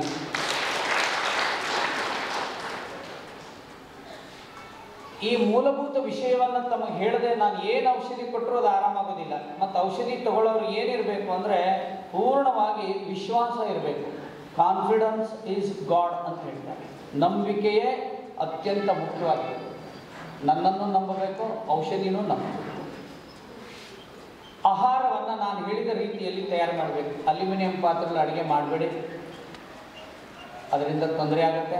ಸ್ಟೀಲ್ ಪಾತ್ರೆ, ಮೊದಲಿನ ಎಲ್ಲ ಮ್ಯಾಲ ಮುಚ್ಚಿಟ್ಟಾರ ನೋಡ್ರಿ, ನಿಮ್ಮ ಮನ್ಯಾಗ ಹೋಗಿ ನೋಡ್ರಿ ಬೇಕಾರೆ ಎಲ್ಲ ಮುಚ್ಚಿಟ್ಟು. ಅವನ್ನ ಕೇಳಿದ್ರೆ ಏನಂತಾರೆ, ಈಗ ಯಾರು ಬೆಳಗಾವ್ರು ಇಲ್ರಿ ಅಂತ. ಮತ್ತು ಮನೆಯಾಗಿರೋರು ಏನು ಮಾಡ್ತಾರೆ, ಮನೆಯಾಗಿರೋರು 1/1 ಧಾರಾವಾಹಿ ನೋಡ್ತಾರೆ. ಮನೆಯೊಂದು 3 ಬಾಗಿಲು ಅಂದ್ರೆ ಬಲೆ ಖುಷಿ ನೋಡೋಕ್ಕೆ. ಮನೆಯೊಂದು ಒಂದೇ ಬಾಗಿಲು ಅಂದ್ರೆ ನೋಡೋಂಗಿಲ್ಲ. ಬಂಗಾರದ ಮನುಷ್ಯ ಅಂದ್ರೆ ನೋಡೋಂಗಿಲ್ಲ. ಬ್ಯಾಡ್ ಬಾಯ್ ಅಂದ್ರೆ ನೋಡ್ತಾರೆ ಸಿನಿಮಾ. ಅಂಥ ವಿಚಿತ್ರ ಕಾಲ ಬಂದುಬಿಟ್ಟಿದೆ. ಒಳ್ಳೆ ಪ್ಯಾಂಟ್ ಹಾಕ್ಕೊಂಡಿದ್ದಾದ್ರೆ ಅವ್ನು ಬುಕ್ಕು ಅಂತಾರೆ, ಹರಿದದ್ದು ಹಾಕ್ಕೊಂಡಿದ್ದಾದ್ರೆ ಭಾಳ ಓದ್ದೆ ಅವನು ಸಿಕ್ಕಾಪಟ್ಟೆ. ಇಂಥ ಒಂದು ಪರಿಸ್ಥಿತಿ ಉಲ್ಟಾ ಆಗಿಬಿಟ್ಟಿದೆ ದೇಶದಲ್ಲಿ. ಅರ್ಧ ಊಟ ಮಾಡಿ ಅರ್ಧ ಚೆಲ್ಲಿದ ಅಂತಂದ್ರೆ ಅವನು ಓದಿರ್ಬೋದು ಅಂತ ತಿಳ್ಕೊತಾನೆ. ಮುಂಜಾನೆ 9 ಗಂಟೆಗೆ ಎದ್ರಂದ್ರೆ MBBS ಓದಿರ್ಬೋದು ಅಂತ. ಒಂದು ಮನೆಗೆ ಕೇಳಿದೆ, ನಿಮ್ಮ ಮಗಳು 9 ಗಂಟೆಗೆ ಎದ್ದು ಅವಳು ಇಂಜಿನಿಯರಿಂಗ್ ಓದ್ತಾ ಇದ್ದಾಳೆ ನಾವು. ಅಂದರೆ ಇಂಜಿನಿಯರಿಂಗ್ ಓದಿದ್ರು 9 ಗಂಟೆಗೆ ಕೇಳೋದು. ಒಬ್ಬೊಬ್ಬರು 9 ಗಂಟೆಗೆ ಹೇಳ್ತಾರೆ, ಕೆಲವರು ಮರುದಿನ 9 ಗಂಟೆಗೂ ಹೇಳ್ತಾರಂತೆ. ನನ್ನ ಪುಸ್ತಕದಲ್ಲಿ ಒಬ್ಬ ಮನುಷ್ಯನ ಆರೋಗ್ಯ ಚೆನ್ನಾಗಿರ್ಬೇಕಾದ್ರೆ ಅವನ ದಿನಚರಿ ಹೇಗಿರಬೇಕು ಅನ್ನೋದನ್ನೇ ಒಂದು ಬರೆದಿದ್ದೀನಿ.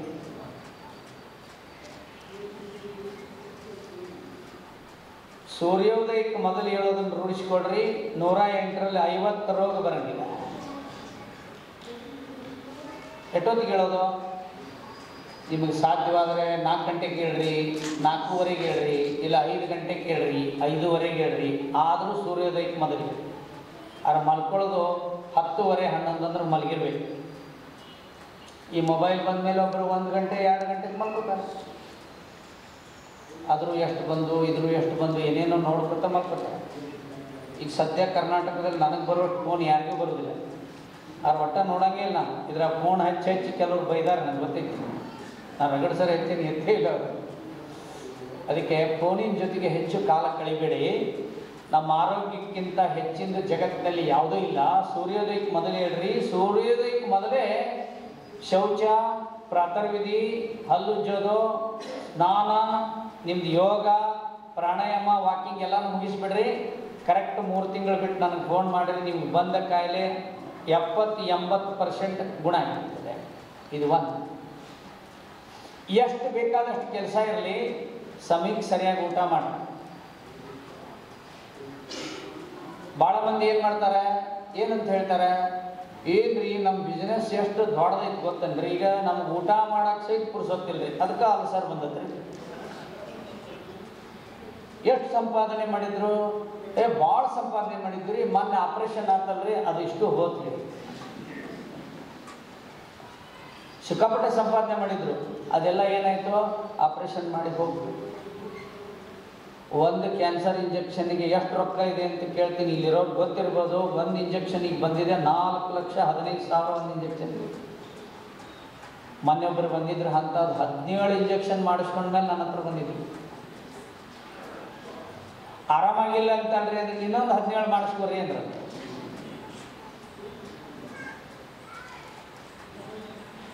ಮನುಷ್ಯನ ದೇಹದ ಒಳಗಡೆ ರೋಗವನ್ನು ನಿಭಾಯಿಸುವ ಕೆಪಾಸಿಟಿಯೇ ಹೋದ ಮೇಲೆ ಯಾವ ಔಷಧಿ ಹಾಕಿದ್ರೂ ಅದಕ್ಕೆ ಕೆಲಸ ಮಾಡೋದು. ರೋಗ ನಿರೋಧಕ ಶಕ್ತಿ, ರೆಸಿಸ್ಟೆನ್ಸ್ ಪವರ್ ಹೋತು ಅಂದರೆ ನೀವು ಏನು ಔಷಧಿ ಕೊಟ್ಟರು ಕೆಲಸ ಮಾಡೋದು. ಅದಕ್ಕಾಗಿ ಬೆಳಿಗ್ಗೆ, ಮಧ್ಯಾಹ್ನ, ರಾತ್ರಿ ಸರಿಯಾದ ಸಮಯಕ್ಕೆ ಕೂತ್ಕೊಂಡು ಆರಾಮಾಗಿ ಮೊಬೈಲು, TV ಬಂದ್ ಮಾಡಿಕೊಂಡು ಹೊಟ್ಟೆ ತುಂಬ ಸಾಂಪ್ರದಾಯಿಕವಾಗಿರುವಂಥ, ನಾನು ಹೇಳಿರುವಂಥ ರುಚಿಗಳನ್ನು ಸೇರಿಸಿಕೊಂಡು ಊಟ ಮಾಡಿ ನಿಮ್ಮ ಆರೋಗ್ಯ ಚೆನ್ನಾಗಿರ್ತದೆ. ಜೋಳವ ತಿಂದವನು ತೋಳ್ಬಲನಾಗುವನು, ರಾಗಿ ಉಂಡವನು ಯೋಗಿ ಆಗುವನು, ಅಕ್ಕಿ ಉಂಡವನು ಹಕ್ಕಿ ಅಂತಾಗುವನು ಸರ್ವಜ್ಞ ಅಂತ ಹೇಳ್ತಾನೆ. ಪತ್ತೊತ್ತಿಗೆ ಉಂಡು ಶತಯಜ್ಜೆ ನಡೆದು ಎಡಮಗ್ಗಲಲ್ಲಿ ಪೌಡಿಸಿದರೆ ವೈದ್ಯರ ಬಂಡಾಟ ಬೇಡೆಂದ ಸರ್ವಜ್ಞ ಅಂತ ಹೇಳ್ತಾನೆ.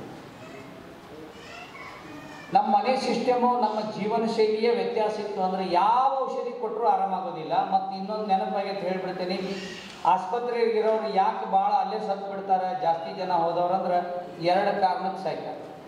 ಅಲ್ಲೇ ಪ್ರಾಣ ಹೋಗ್ತಾವೆ ಭಾಳ ಜನರು. ಒಂದು, ಯಾರು ಹೋಗಿರ್ತಾರೆ ನೋಡಕ್ಕೆ ಮಾತಾಡ್ಸಕ್ಕೆ ಅವರೆಲ್ಲರೂ ಬ್ರೆಡ್ ತೊಗೊಂಡೋಗಿ ಕೊಟ್ಟಿರ್ತಾರೆ. Bread, biscuit, cocoa Cola, Pepsi, ಹೊರಗಡೆ ಏನು ಸಿಗ್ತದೆ ಅದನ್ನು ಹೋಗಿ ಕೊಟ್ಬಿಟ್ಟಿರ್ತಾರೆ. ಬ್ರೆಡ್ ಪಚನ ಆಗೋದಿಲ್ಲ, ಜೀರ್ಣ ಆಗದೆ ಅದು ಮಲದಲ್ಲಿ ಕೂತ್ಕೊಂಡಿರೋದ್ರಿಂದ ಅವನಿಗೆ ಇನ್ನಷ್ಟು ತೊಂದರೆ ಶುರುವಾಗ್ತದೆ, ಅದಕ್ಕೆ ಅವನು ಸಾಯ್ತಾನೆ. ಅದಿಲ್ಲ ಇನ್ನೊಂದು ಕಾರಣ ಅಂದ್ರೆ ದಿನ ಒಮ್ಮೊಮ್ಮೆ ಬಿಲ್ ಕೇಳ್ತಾನೆ ನಾವು, ಎಷ್ಟಾಯ್ತು ಅಂದ್ರೆ 82,000 ಆಗೈತ್ರಿ ಅಂದ್ಕೂಡಲೇ ಮತ್ತೆ BP ವ್ಯತ್ಯಾಸ ಆಗ್ತದೆ. ಈ ಭಾಳ ವರ್ಷದಿಂದ ಜಪಾನ್ ಬೆಡ್ ಅಂತ ಒಂದು ಬಂದಿತ್ತು, ಕೆಲವರು ಮನೆಯಾಗಿರ್ಬೋದು. ಜಪಾನ್ ಬೆಡ್, ಜಪಾನ್ ಲೈಫ್ ಅಂತ ಏನೋ ಬೆಡ್ ಬಂದು ಮಕ್ಕಳು. ನಾವು ಒಬ್ಬರಿಗೆ ಕೇಳಿದೆ, ಇದನ್ನು ತೊಗೊಂಡ್ಮೇಲೆ ನಿದ್ದೆ ಬರಾಕತ್ತೇನ್ರಿ ಅಂದೆ. ಇಲ್ರಿ ಬರವಲ್ದಂದ್ರು. ಯಾಕಂದ್ರೆ ಅದರದ್ದು ಇನ್ನೂ ಕಂತು ಮುಟ್ಟೆ ಇಲ್ರಿ, ಭಾಳ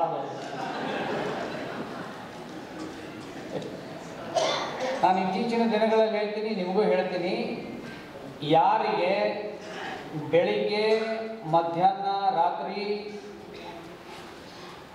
ಚೆನ್ನಾಗಿ ಹೊಟ್ಟೆ ಹಸೋದು, ಒಂದಿಷ್ಟು ದೊಡ್ಡ ಮುದ್ದೆ ಅಥವಾ ರೊಟ್ಟಿ ಅಂದ್ರೆ 4 ರೊಟ್ಟಿ, ಒಂದಿಷ್ಟು ಅನ್ನ ಯಾರು ಊಟ ಮಾಡಲಿಕ್ಕೆ ಹೊಟ್ಟೆ ಹಸಿತದೋ ಅವರೇ ನಿಜವಾಗಿ ಟಾಟಾ ಬಿರ್ಲಾ ಭಾರತದಲ್ಲಿ.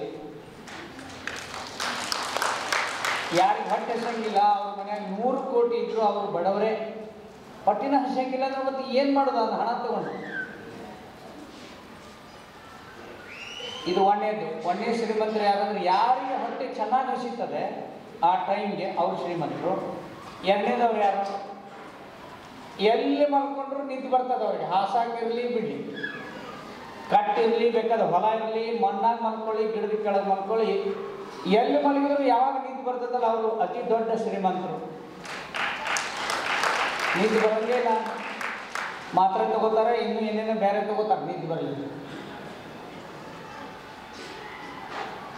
ಮೂರನೇ ದೊಡ್ಡ ಶ್ರೀಮಂತರು ಯಾರಂದ್ರೆ ಒಟ್ಟ ಯಾರಿಗೆ ಭಯ ಇಲ್ಲ ನೋಡ್ರಿ ಜೀವನದಾಗ, ಅವ್ರು ಎಲ್ಲರಿಗಿಂತ ದೊಡ್ಡ ಶ್ರೀಮಂತರು. ಭಾಳ ಭಯ ಐತಿ ಮಂದಿಗೀಗ, ತಾವ ಕಲ್ಪನಾ ಮಾಡ್ಕೊಂಡ್ಬಿಡ್ತಾರೆ. ಒಂದು ಇಟ್ಟು ಇಲ್ಲಿ ನೋಯಿಸ್ದೆ ಅಂದ್ರೆ ಇದು ಕ್ಯಾನ್ಸರ್ ಬಂದಿರ್ಬೋದು ಅಂತ ತಾವ ಕಲ್ಪನಾ ಮಾಡ್ತಾರೆ. ಭೂಕಂಪ ಆಗೈತಂತಲ್ಲ ಅಲ್ಲಿ ನೇಪಾಳದಾಗ, ನಮ್ಮೂರಾಗಾದ್ರೆ ಹೆಂಗಂತ ಇಲ್ಲಿ ಹೆದರ್ಕೊಂಡು ಮಲ್ಕೊಳ್ಳೋದಿಲ್ಲ ರಾತ್ರಿ. ಹುಡುಗ ಹೊರಗೆ ಹೋಗಿರ್ತಾನ, ಅವ್ನು ಬರೋಗನ BP ವೇರಿಯೇಷನ್ ಆಗ್ಬಿಟ್ಟಿರ್ತಾನೆ, ಬಂದೇ ಇಲ್ಲ, ಇವನು ಬಂದೇ ಇಲ್ಲ. ಈ ಥರ ಮಾಡಿಕೊಂಡು ನಾವು ಕಾಯಿಲೆಯನ್ನು ಜಾಸ್ತಿ ಮಾಡ್ಕೊತಾ ಇದ್ದೀವಿ. ನಿಶ್ಚಿಂತರಾಗಿರಿ, ಸಂತೋಷವಾಗಿರಿ. ನಾನು ಹೇಳಿರುವಂಥ ಆಹಾರ ಪದ್ಧತಿಗಳನ್ನು ಗಮನಿಸ್ಕೊಳ್ಳಿ. ಇಡೀ ಜಗತ್ತಿಗೆ ಭಾರತವೇ ಕೊಟ್ಟಂಥ ಯೋಗ ಏನಿದೆಯಲ್ಲ, ಈಗ ಬೇರೆ ಬೇರೆ ದೇಶಗಳ ಫುಟ್ಪಾತ್ ಮೇಲೆ ಸರ್ವಾಂಗಾಸನ ಮಾಡ್ಲಿಕ್ಕೆ ಭಾರತದವ್ರು ಕೊಟ್ಟಿದ್ದೀವಿ, ನಾವು ಮಾಡ್ತಾ ಇಲ್ಲ ಯೋಗ.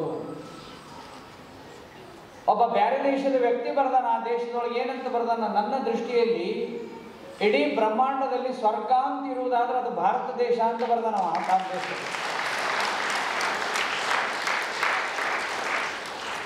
ಅವನ ಹೆಸರು ಪಾಹಿಯಾನ ಅಂತ ಅವನ ಹೆಸರು. ಅವನು ಚೀನಾ ದೇಶ, ಅವನು ಹೇಳ್ತಾನೆ ಸ್ವರ್ಗ ಇರುವುದು ಸುಳ್ಳು, ಭಾರತವೇ ನನ್ನ ದೃಷ್ಟಿಯಲ್ಲಿ ಸ್ವರ್ಗ ಅಂತೇಳಿ.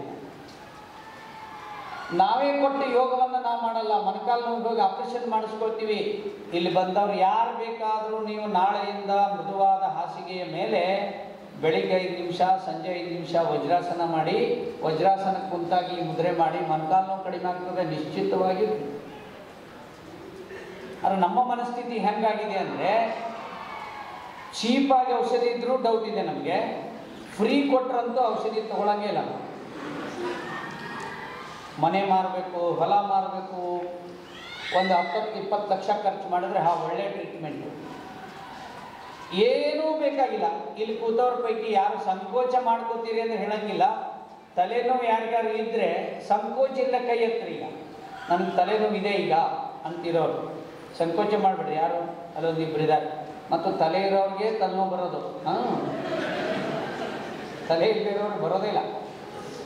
ಆ ತಲೆನೋವು ಇರೋರು ಈ ಕಾರ್ಯಕ್ರಮ ಮುಗಿದ ಮೇಲೆ ನನ್ನ ಮುಂದೆ ಹೇಳ್ರಿ, ನೋಡಿ 2 ಬೆರಳ ಮೇಲೆ ಈ ಹೆಬ್ಬೆರಳು ಇಟ್ಕೋರಿ, ಹೀಗೆ ಈ ಕೈ ಮೇಲೆ ಇದನ್ನ ಇಟ್ಕೋರಿ, ಸುಮ್ಮನೆ ಹಿಂಗೆ ಕೂತ್ಕೋರಿ, ನನ್ನ ಮಾತು ಕೇಳ್ಕೊಂಡು ಕೂತ್ಕೋರಿ. ಇನ್ನೊಂದು 20 ನಿಮಿಷ ಬಿಟ್ಟು ನೋಡ್ರಿ, ತಲೆನೋವು ಹೋಗ್ಬಿಟ್ಟು ನಿಶ್ಚಿತವಾಗಿ ಹೋಗಿರಿ. ಇದನ್ನು ವಿಶ್ವಾಸದಿಂದ, ನಂಬಿಕೆಯಿಂದ ಮಾಡಬೇಕು. ಮೈಗ್ರೇನ್ ತಲೆನೋವು, ನಿರಂತರವಾಗಿ ಬರುವ ತಲೆನೋವು, ಹಿಂದೆ ಬರುವ ತಲೆನೋವು, ಅರ್ಧ ತಲೆನೋವು, ಪೂರ್ಣ ತಲೆನೋವು ಈಗ ಹೋಗುತ್ತೆ. ಇದು ಯೋಗದ್ದೇ ಒಂದು ಭಾಗ. ಮತ್ತು ಮನೆಗೆ ಹೋಗಿ ಯಾರ ನಿಮ್ಮ ಮನೆ ಕೆಲಸದಾರ ಕಡೆ ಮಾಡಿಸಿರಿ ನಿಮ್ಮ ಬದಲಾಗಿ, ಹಂಗೂ ಕೆಲವರು ಇದ್ದಾರೆ.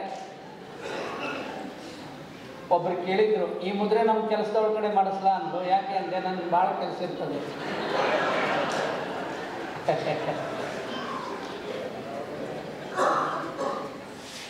ಇದು ತಲೆನೋವು ಹೋಗ್ಲಿಕ್ಕಿರುವಂಥ ಮುದ್ರೆ, ಮೊಣಕಾಲು ಹೋಗ್ಲಿಕ್ಕೆ ಈ ಮುದ್ರೆ ಇದೆ. ಎಲ್ಲವೂ ನಮ್ಮ ದೇಶದಲ್ಲಿ ಸಾಹಿತ್ಯದಲ್ಲಿ, ಶಾಸ್ತ್ರಗಳಲ್ಲಿ, ಆಯುರ್ವೇದ ಗ್ರಂಥಗಳಲ್ಲಿ ಬರೆದಿದ್ದಾರೆ, ಭಾಳಷ್ಟು ಬರೆದಾರೆ. ನೀವು ಇಲ್ಲೇನು ಬಂದಿದ್ದೀರಿ, ನಮ್ಮ ಸನಾತನ ಆರ್ಗ್ಯಾನಿಕ್ಸ್ನವರ ಒಂದು ಸಹಯೋಗದೊಂದಿಗೆ, ಅವರ ಪ್ರಯತ್ನದಿಂದಾಗಿ ನೀವೇನು ಈ ಕಾರ್ಯಕ್ರಮದಲ್ಲಿ ಭಾಗವಹಿಸಿದಿರಿ. ನಾನೇನು ನಿಮ್ಮ ಮುಂದೆ ಬಂದು ಕೂತಿದ್ದೀನಿ, ನನ್ನ ಪುಣ್ಯ ಮತ್ತು ಕೇಳೋದು ನಿಮ್ಮ ಪುಣ್ಯ ಅಂತ ನಾನು ಭಾವಿಸ್ತೀನಿ.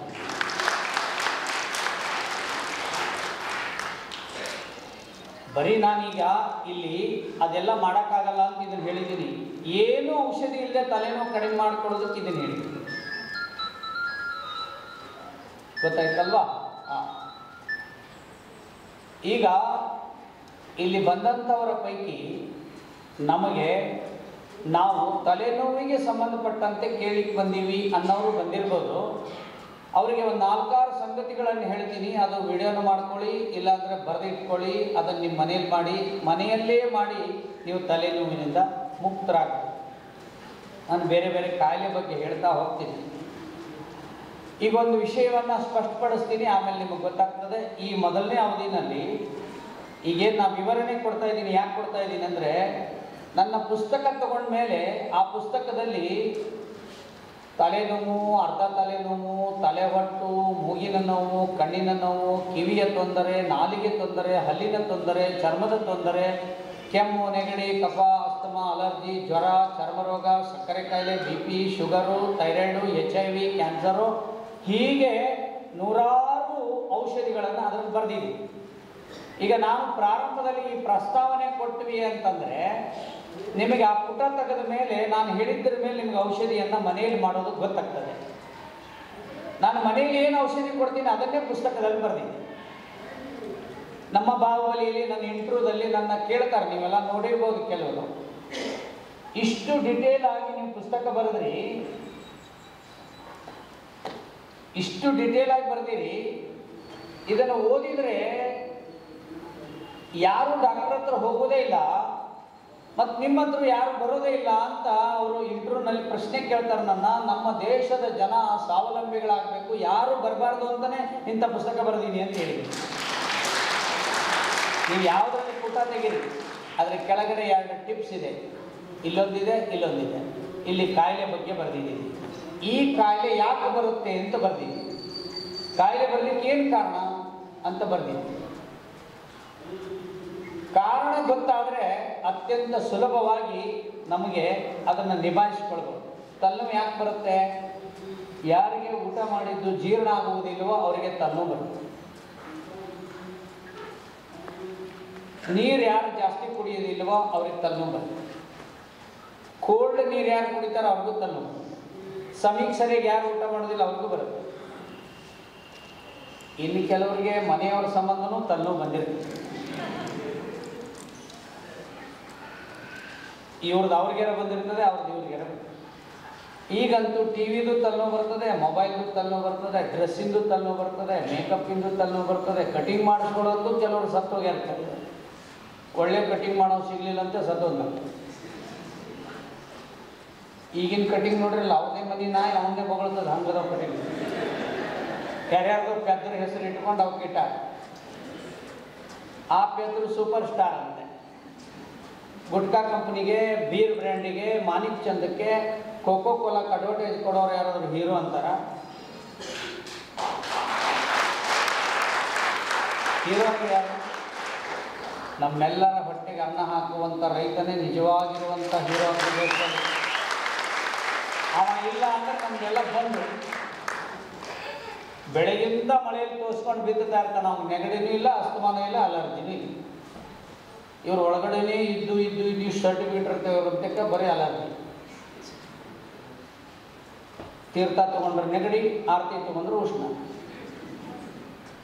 ನಾನು ಅದನ್ನು ತಿನ್ನಲ್ಲ, ನಾನು ಇದನ್ನು ತಿನ್ನಲ್ಲ, ಅದರೊಳಗೇ ಸ್ಟೈಲ್. ನಾನು ಬೆಂಡೆಕಾಯಿ ತಿನ್ನಲ್ಲ. ಬೆಂಡೆಕಾಯಿ ತಿಂದರೆ ಇನ್ಸುಲಿನ್ ತಗೊಳ್ಳೋ ಅವಶ್ಯಕತೆಯೇ ಇಲ್ಲ. ಯಾರ್ಯಾರು ಇನ್ಸುಲಿನ್ ತಗೋತಾ ಇದ್ದೀರಿ, 2 ಬೆಂಡೆಕಾಯಿನ ಚೆನ್ನಾಗಿ ತೊಳೆದು ಹೆಚ್ಚಿಬಿಡ್ರಿ, ನೀರಲ್ಲಿ ಕಿವುಚಿಬಿಟ್ಟು ಅದ್ರ ಚಟ್ಟ ತೆಗೆದು ಕುಡಿದು ಬಿಡ್ರಿ. ಇನ್ಸುಲಿನ್ ತಗೊಳ್ಳೋ ಅವಶ್ಯಕತೆಯೇ ಇಲ್ಲ. ನ್ಯಾಚುರಲ್ ಇನ್ಸುಲಿನ್ನು ಬೆಂಡೆಕಾಯಿನಲ್ಲಿದೆ. ತರಕಾರಿಯಿಂದ ಕಾಯಿಲೆಯನ್ನು ಗುಣಪಡಿಸ್ಕೊಳ್ಬೋದು. ಅದಕ್ಕೆ ಈ ವಿವರಣೆ ಕೊಟ್ಟ ಮೇಲೆ, ನಿಮಗೆ ಪುಸ್ತಕ ನೋಡಿದ ಮೇಲೆ ಎಲ್ಲ ಕಾಯಿಲೆಗಳಿಗೂ ಹೇಳುವಂತೆ ನಿಮಗೆ ಗೊತ್ತಾಗ್ತದೆ. ಅದಾದ ಮೇಲೆ ನಂದೆಲ್ಲ ಮುಗಿದ ಮೇಲೆ ವಿಷಯವೂ ಕೂಡ ನಿಮಗೆ ಪ್ರಶ್ನೆಗಳನ್ನು ಕೇಳಲಿಕ್ಕೆ ಅವಕಾಶ ಇರುತ್ತೆ. ಪ್ರಶ್ನೆಗಳೆಲ್ಲ ಕೇಳಿದ ಮೇಲೆ ನನ್ನನ್ನು ಪರ್ಸ್ನಲ್ ಆಗಿ ಕೆಲವು ಕಾಯಿಲೆಗಳಿಗೆ ಭೇಟಿ ಮಾಡಲಿಕ್ಕೂ ಅವಕಾಶ ಇರುತ್ತೆ. ಕ್ಯಾನ್ಸರ್ ಸಂಬಂಧನೇ ಯಾರು ಇಲ್ಲಿಗೆ ಬಂದಿದ್ದೀರಿ ಅವರಿಗೆಲ್ಲರಿಗೂ ನಮ್ಮ ಊರಿಗೆ ಬಂದರೆ, ಅವರಿಗೆ ಅಲ್ಲಿ ಬರೋ ಕಷ್ಟ ಆದರೆ ಅವ್ರ ಕಡೆಯವರು ಯಾರಾದರೂ ಬಂದರೆ ಔಷಧಿಯನ್ನು ಕೊಟ್ಟು ಕಳಿಸ್ತೀನಿ. ಸೊರಿಯಾಸಿಸ್ಸು, ಕ್ಯಾನ್ಸರು ಮತ್ತು HIV ಇಲ್ಲಿ ಔಷಧಿಯನ್ನು ಮಾಡೋದು ಕಷ್ಟ ಆಗ್ತದೆ.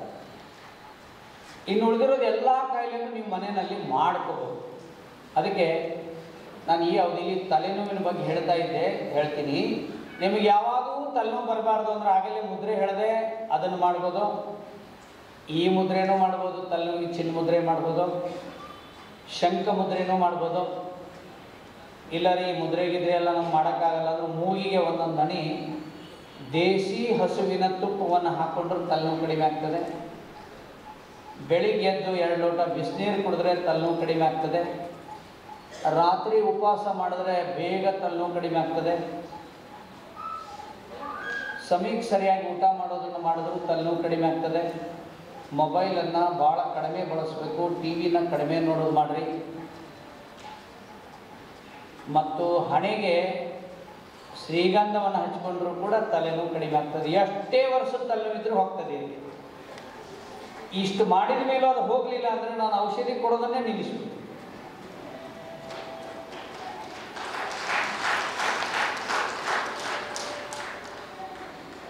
ಇನ್ನು ಮುಂದೆ ಹಲ್ಲಿನ ಸಮಸ್ಯೆಗೆ ಭಾಳ ಬಳಲ್ತಾ ಇರ್ತಾರೆ. ಇದರಾಗ ಹಲ್ಲು ಸಡಿಲಾದವರು ಬಂದಿರ್ಬೋದು ಕೆಲವರು. ಹೊಲ ಕೈ ಮಾಡಿದ್ರಲ್ಲ, ಕಾಫಿ ಕುಡಿತೀವಿ, ನೀರು ಕುಡಿದ್ಬಿಡ್ತೀವಿ, ಟೀ ಕುಡಿತೀವಿ, ನೀರು ಕುಡಿತೀವಿ, ಬಿಸಿದು ಕುಡಿತೀವಿ, ತಣ್ಣದು ಕುಡಿತೀವಿ. ಆವಾಗ ಹಲ್ಲಿನ ಬೇರುಗಳು ಲೂಸ್ ಆಗ್ತವೆ. ಈಗ ಇರೋ ಹಲ್ಲು ಗಟ್ಟಿಯಾಗೋ ಔಷಧಿ ಹೇಳ್ಬಿಡ್ತೀನಿ, ಅಲ್ಲಾಡೋ ಹಲ್ಲು ಗಟ್ಟಿಯಾಗೋದು ಹೇಳ್ಬಿಡ್ತೀನಿ. ಈಗ ಈ ದಾಳಿಂಬೆ ಹಣ್ಣು ನೀವೆಲ್ಲ ನೋಡಿದ್ದೀರಿ, ಅನಾರ್ ಅಂತಾರೆ ಅಲ್ವಾ? ದಾಳಿಂಬೆ ಹಣ್ಣು ಮಾರೋರ ಹತ್ರ ದಾಳಿಂಬೆ ಕಾಯಿ ಕೊಡಿ ಅಂತ ಹೇಳಿ ಅವರಿಗೆ ತಂದು ಕೊಡ್ತಾರೆ. ಕಾಯಿ ಅದು ಹಣ್ಣಾಗಿರಬಾರ್ದು. ಅದರ ಸಿಪ್ಪೆನೆಲ್ಲ ತೆಗಿರಿ, ಅದನ್ನು ನೀರೊಳಗೆ ಚೆನ್ನಾಗಿ ಜಜ್ಜಿ ಕುದಿಸ್ರಿ. ಆ ನೀರನ್ನು ಬಾಯೊಳಗೆ ಹಾಕ್ಕೊಂಡು ಮುಕ್ಕಳಿಸ್ರಿ. ದಿನಾಲೂ ಫ್ರೆಶ್ ಆಗಿ ಒಂದಿಷ್ಟು ನೀರನ್ನು ಕುದಿಸಿ ರೆಡಿ ಮಾಡ್ಕೊಳ್ಳಿ. ನೀರು ತಣ್ಣಗಾದ್ಮೇಲೆ ಬಾಯಲ್ಲಿ ಹಾಕ್ಕೊಂಡು ಮುಕ್ಕಳಿಸ್ತಾ ಹೋಗ್ರಿ. 30 ದಿನ ಮಾಡಿದ್ಮೇಲೆ ಅಲ್ಲಾಡೋ ಹಲ್ಲು ಗಟ್ಟಿಯಾಗಿರ್ತದೆ. ಹಲ್ಲಿಗೆ ಎಷ್ಟು ಪೇಸ್ಟ್ ಬಂದವು ನೋಡ್ತಿರಲಿಲ್ಲ ಇವತ್ತು. ಆ ಟಿ ವಿ ಒಳಗೆ ನೋಡಿದ ಮೇಲೆ ಭಾರಿ ಖುಷಿ ನಮಗೆ. ಅವು ಯಾರ್ದು ಸ್ವಂತ ಹಲ್ಲಲ್ಲ, ಹಾಕ್ಕೊಂಡದ್ದು ಹಲ್ಲವು. ನಿಶ್ಚಿತವಾಗಿ ಹಾಕ್ಕೊಂಡಿದ್ದೇ ಹಲ್ಲು, ಸ್ವಂತ ಹಲ್ಲಿಲ್ಲ. ಅದಕ್ಕಾಗಿಯೇ ನಾನು ಒಂದು ಪೇಸ್ಟನ್ನು ಕಂಡು ಹಿಡಿದೆ. ಇಲ್ಲಿದ್ದಾವೆ ಹೊರಗಡೆ. ಇದು 30 ವರ್ಷದ ಹಿಂದಿನಿಂದ ನಮ್ಮ ಮನೆಯಲ್ಲಿತ್ತು. ಇದು ಕ್ಯಾನ್ಸರ್ನಲ್ಲಿ ಬಾಯಲ್ಲಿ ಗಾಯ ಆದರೆ ಮಾತ್ರ ಕೊಡ್ತಿದ್ವಿ. ಸ್ವಲ್ಪ ಮಾರ್ಪಾಡು ಮಾಡಿ ಇದನ್ನು 2 ವರ್ಷದ ಹಿಂದುಗಡೆ ಸರ್ಕಾರದ ಮೂಲಕ ಲ್ಯಾಬೊರೇಟರಿ ಟೆಸ್ಟಿಂಗಿಗೆ ಕೊಟ್ವಿ. ಮೊಟ್ಟ ಮೊದಲ ಬಾರಿಗೆ ಜಗತ್ತಿನಲ್ಲಿ ಇದು ಜೇನುತುಪ್ಪದಿಂದ ತಯಾರಾಗಿರುವಂಥ ಲಿಕ್ವಿಡ್ ಪೇಸ್ಟ್ ಅಂತ ಇದಕ್ಕೆ ಪರ್ಮಿಷನ್ ಕೊಟ್ಟರು. ಇದರಲ್ಲಿ ನನ್ನ ಹೆಸರಿದೆ, ಜೊತೆಗೆ ಇದಕ್ಕೆ ನಮ್ಮದು ಲಾಂಛನ ಇದೆ. ಸಣ್ಣ ಮಕ್ಕಳು, ದೊಡ್ಡವರು, ಹಲ್ಲಿನ ತೊಂದರೆ ಇರೋರು, ಹಲ್ಲಲ್ಲಿ ಬ್ಲಡ್ ಬರೋರು ಎಲ್ಲರೂ ಉಪಯೋಗಿಸುವಂಥ 2-3 ಹನಿ ಹಾಕ್ಕೊಂಡ್ರೆ ಸಾಕು. ಮತ್ತು ಇದನ್ನು ನೀವು ಕುಡಿದ್ರೂ ನುಂಗಿದ್ರೂ ಸಹಿತ ಏನೂ ತೊಂದರೆ ಆಗದೇ ಇರುವಂಥ ಪೇಸ್ಟನ್ನು ನಾನು ಮೊಟ್ಟ ಮೊದಲಿಗೆ ಕಂಡುಹಿಡಿದಿದ್ದೀನಿ. ಇದಕ್ಕೆ ಇಡೀ ದೇಶದಲ್ಲಿ ಮಾರಾಟ ಮಾಡಲಿಕ್ಕೆ ಪರ್ಮಿಷನ್ ಕೊಟ್ಟಿದ್ದಾರೆ. ಮತ್ತು ನಾನು ಯಾವುದು ವ್ಯಾಪಾರ ಮಾಡಬೇಕು ಅನ್ನುವಂಥ ದೃಷ್ಟಿ ಇಲ್ಲ. ನಿಮಗೂ ಔಷಧಿ ಹೇಳ್ತೀನಿ, ನೀವು ಮನೆಯೊಳಗೆ ಮಾಡ್ಕೊರಿ. ನಾನು ಹಲ್ಲು ಅಂತ ನಾನು ಅಧ್ಯಾಯ ತೆಗೆದ್ರೆ 10 ಥರದ ಹಲ್ಪುಡಿಯನ್ನು ಮನೆಯಲ್ಲಿ ತಯಾರು ಮಾಡೋದನ್ನು ಬರೆದಿದ್ದೀನಿ. ನಮ್ಮ ದೇಶ ಸ್ವಾವಲಂಬಿ ಆಗಬೇಕು, ನಮ್ಮ ಮನೆಗಳು ಆರೋಗ್ಯದಿಂದ ಸಶಕ್ತ ಆಗಬೇಕು ಅನ್ನೋಂಥ ಉದ್ದೇಶ ಇಟ್ಕೊಂಡಿರುವಂಥ ವೈದ್ಯರು. ನೀವು ಮನೆಯಲ್ಲಿ ತಯಾರು ಮಾಡಿರಿ. ಕೇವಲ 60 ರೂಪಾಯಿ ಖರ್ಚು ಮಾಡಿದ್ರೆ 20 ಜನ 1 ವರ್ಷಕ್ಕೆ ಉಪಯೋಗ ಮಾಡುವಷ್ಟು ಹಲ್ಪುಡಿಯನ್ನು ನಿಮ್ಮ ಮನೇಲಿ ತಯಾರು ಮಾಡ್ಕೋಬಹುದು, ಕೇವಲ 60 ರೂಪಾಯಿದಲ್ಲಿ. ಆದರೆ ಅದರ ಅಡ್ವರ್ಟೈಸ್ ತೋರಿಸಲ್ಲ. ಏನು ಮಾಡೋದು? ನೀವೇ ಮನೇಲಿ ಮಾಡಿ. ಜೇನುತುಪ್ಪ ತಗೊಳ್ಳಿ, 4-5 ಹನಿ ಜೇನುತುಪ್ಪ ಹಾಕ್ಕೊಳ್ಳಿ ಕೈಲಿ. ಅದರೊಳಗೆ ಒಂದು ಸ್ವಲ್ಪ ಸೈಂದ್ರ ಲವಣ ಉಪ್ಪು ಹಾಕೋರಿ, ಅದನ್ನು ಕಲಿಸ್ಬಿಟ್ಟು ಹಲ್ಲು ಉಜ್ಕೋರಿ, ಹಲ್ಲಿಗೆ ತೊಂದರೆ ಇಲ್ಲ. ಇಲ್ಲ ಮನ್ಯಾಗ ರೆಡಿ ಮಾಡಿ ಇಟ್ಬಿಡ್ರಿ. ಇಲ್ಲ ಜೇನುತುಪ್ಪದೊಳಗೆ ಒಂದು ಹನಿ ತುಳಸಿ ಎಣ್ಣೆ ಹಾಕೋರಿ, ಹಲ್ಲು ಉಜ್ಕೋರಿ. ಬರೀ ಜೇನುತುಪ್ಪ ಬೇಕಾದ್ರೆ ಉಜ್ಕೋರಿ. ಈ ಹೊಂಗೆ ಗಿಡ ಅಂತ ನೋಡಿದ್ದೀರಾ ಯಾರಾದರೂ? ಕೈ ಎತ್ತಿ. ಹೊಂಗೆ ಗಿಡ? ಹಾಂ, ಯಾರಿಗೆ ಗೊತ್ತಿಲ್ಲ ಆಮೇಲೆ ಹೇಳ್ರಿ. ಹೊಂಗೆ ಗಿಡದ ಕಡ್ಡಿಯಿಂದ ಯಾರು ಹಲ್ಲು ಉಜ್ಕೊಳ್ತಾರೆ ಅವರು ಮುಪ್ಪಾಗಿ ಮರಣಿಸುವವರೆಗೂ ಅವ್ರ ಹಲ್ಲು ಬೀಳಂಗಿಲ್ಲ. ಅಷ್ಟು ಅದ್ಭುತವಾಗಿರ್ತಕ್ಕಂಥ ಹಲ್ಲಿಗೆ ಬೇಕಾದ ರಸ ಇದೆ ಅದರಲ್ಲಿ. ಯಾವ್ಯಾವ ಕಡ್ಡಿಯನ್ನು ಉಪಯೋಗಿಸ್ಬೇಕು ಅನ್ನೋದು ನನ್ನ ಪುಸ್ತಕದಲ್ಲಿ ಬರೆದಿದ್ದೀನಿ. ಇದನ್ನು ಹೇಳಿದ್ರ ಮೇಲೆ ನಿಮಗೆ ಗೊತ್ತಾಗ್ತದೆ. ಬಾಯಲ್ಲಿ ಹುಣ್ಣಾದರೆ ಈ ಪೇಸ್ಟ್ ಉಜ್ಜಿರ ಹುಣ್ಣು ಹೋಗ್ತದೆ. ಬಾಯಲ್ಲಿ ಶ್ರೀಗಂಧ ಹಚ್ಕೊಂಡ್ರೆ ಬಾಯಿ ಹುಣ್ಣು ಹೋಗಿ ಬಿಡ್ತದೆ. ಅದರ ನಂತರದಲ್ಲಿ ಕಣ್ಣಿನ ಸಮಸ್ಯೆ ಭಾಳ ಜನರಿಗೆ. ಮಕ್ಕಳಿಗೆಲ್ಲ ಕನ್ನಡಕ ಬಂದವೆ. ಬೇಗ ಕಣ್ಣು ನೋಡೋಕ್ಕಾಗ್ತಾ ಇಲ್ಲ. ಕಣ್ಣು ಉರಿ ಬರ್ತದೆ, ಕಣ್ಣು ಮಂದಾಗ್ತದೆ. ನಮ್ಮ ಸಿದ್ಧಗಂಗಾ ಶ್ರೀಗಳು 110 ವರ್ಷ ಆದಾಗೂ ಓದ್ತಿದ್ರು, ಕನ್ನಡಕ ಇರಲಿಲ್ಲ. ನಮ್ಮ ಹುಡುಗರಿಗೆ ಕನ್ನಡಕ ಬಂದವೀಗ. ನಿಮಗೆಲ್ಲರಿಗೂ ಕನ್ನಡಕ ಹೋಗಬೇಕು. ಆದರೆ ಇವಾಗಿನಿಂದ ಶುರು ಮಾಡ್ರಿ. ಕೆಲವರಿಗೆ 6 ತಿಂಗಳು, ಕೆಲವರಿಗೆ 8 ತಿಂಗಳು, ಕೆಲವು 1 ವರ್ಷದಲ್ಲಿ ಕಣ್ಣಿನ ದೃಷ್ಟಿ ಸರಿಯಾಗ್ತದೆ. ದಿನಾಲು 1 ಕಪ್ ಹೊಣ್ಗೊಣೆ ಸೊಪ್ಪಿನ ರಸ ಕುಡೀರಿ ಬೆಳಿಗ್ಗೆ ಎದ್ದು. ಹುಟ್ಟು ಕುರುಡರಿಗೆ ಕಣ್ಣು ಬಂದ ಹೊಣ್ಗೊಣೆ ಸೊಪ್ಪು ತಿಂದವ್ರಿಗೆ ಮತ್ತು ರಸ ಕುಡಿದವ್ರಿಗೆ. ಆ ಹೊಣ್ಗೊಣೆನ ಯಾರು ಮಾರಾಟಕ್ಕೆ ತಗೊಳಂಗಿಲ್ಲ. ಅಜ್ಜಿ ದೂರ ಕೂತಿರ್ತಾಳೆ. ಹೊಣ್ಗೊಣೆ ಸೊಪ್ಪಿನಲ್ಲಿರುವಷ್ಟು ಸುವರ್ಣ ಇನ್ಯಾವ ಸೊಪ್ಪಲ್ಲೂ ಇಲ್ಲ. ಹೊಣ್ಗೊಣೆ ಸೊಪ್ಪು ಪಲ್ಯ ತಿನ್ಬೋದು, ಹಸಿ ರಸವನ್ನು ಕುಡಿಬೋದು, ಸಾಂಬಾರು ಮಾಡ್ಬೋದು, ಬಸ್ಸಾರು ಮಾಡ್ಕೋಬೋದು. ನಾ ಮೈಸೂರಿಗೆ ಬಂದರೆ, ಬೆಂಗಳೂರಿಗೆ ಬಂದರೆ ಹೊಣ್ಗೊಣೆ ಸೊಪ್ಪಿನ ಸಾರು ಮಾಡಿದ್ದೀರಾ ಅಂತ ಕೇಳ್ತಾರೆ. ಅದಕ್ಕಾಗಿ ಹೊಣ್ಗೊಣೆ ಸೊಪ್ಪಿನ ರಸವನ್ನು ಕುಡೀರಿ. ನಿಮಗೆ ಇದಕ್ಕೆ ಏನಾದರೂ ಪ್ರಶ್ನೆ ಇದ್ದರೆ ನಾನು ಪ್ರಶ್ನೆ ಕೇಳಬಹುದು ಅಂತ ಕೇಳಿರುತ್ತೆ. ಕಣ್ಣೊಳಗಡೆ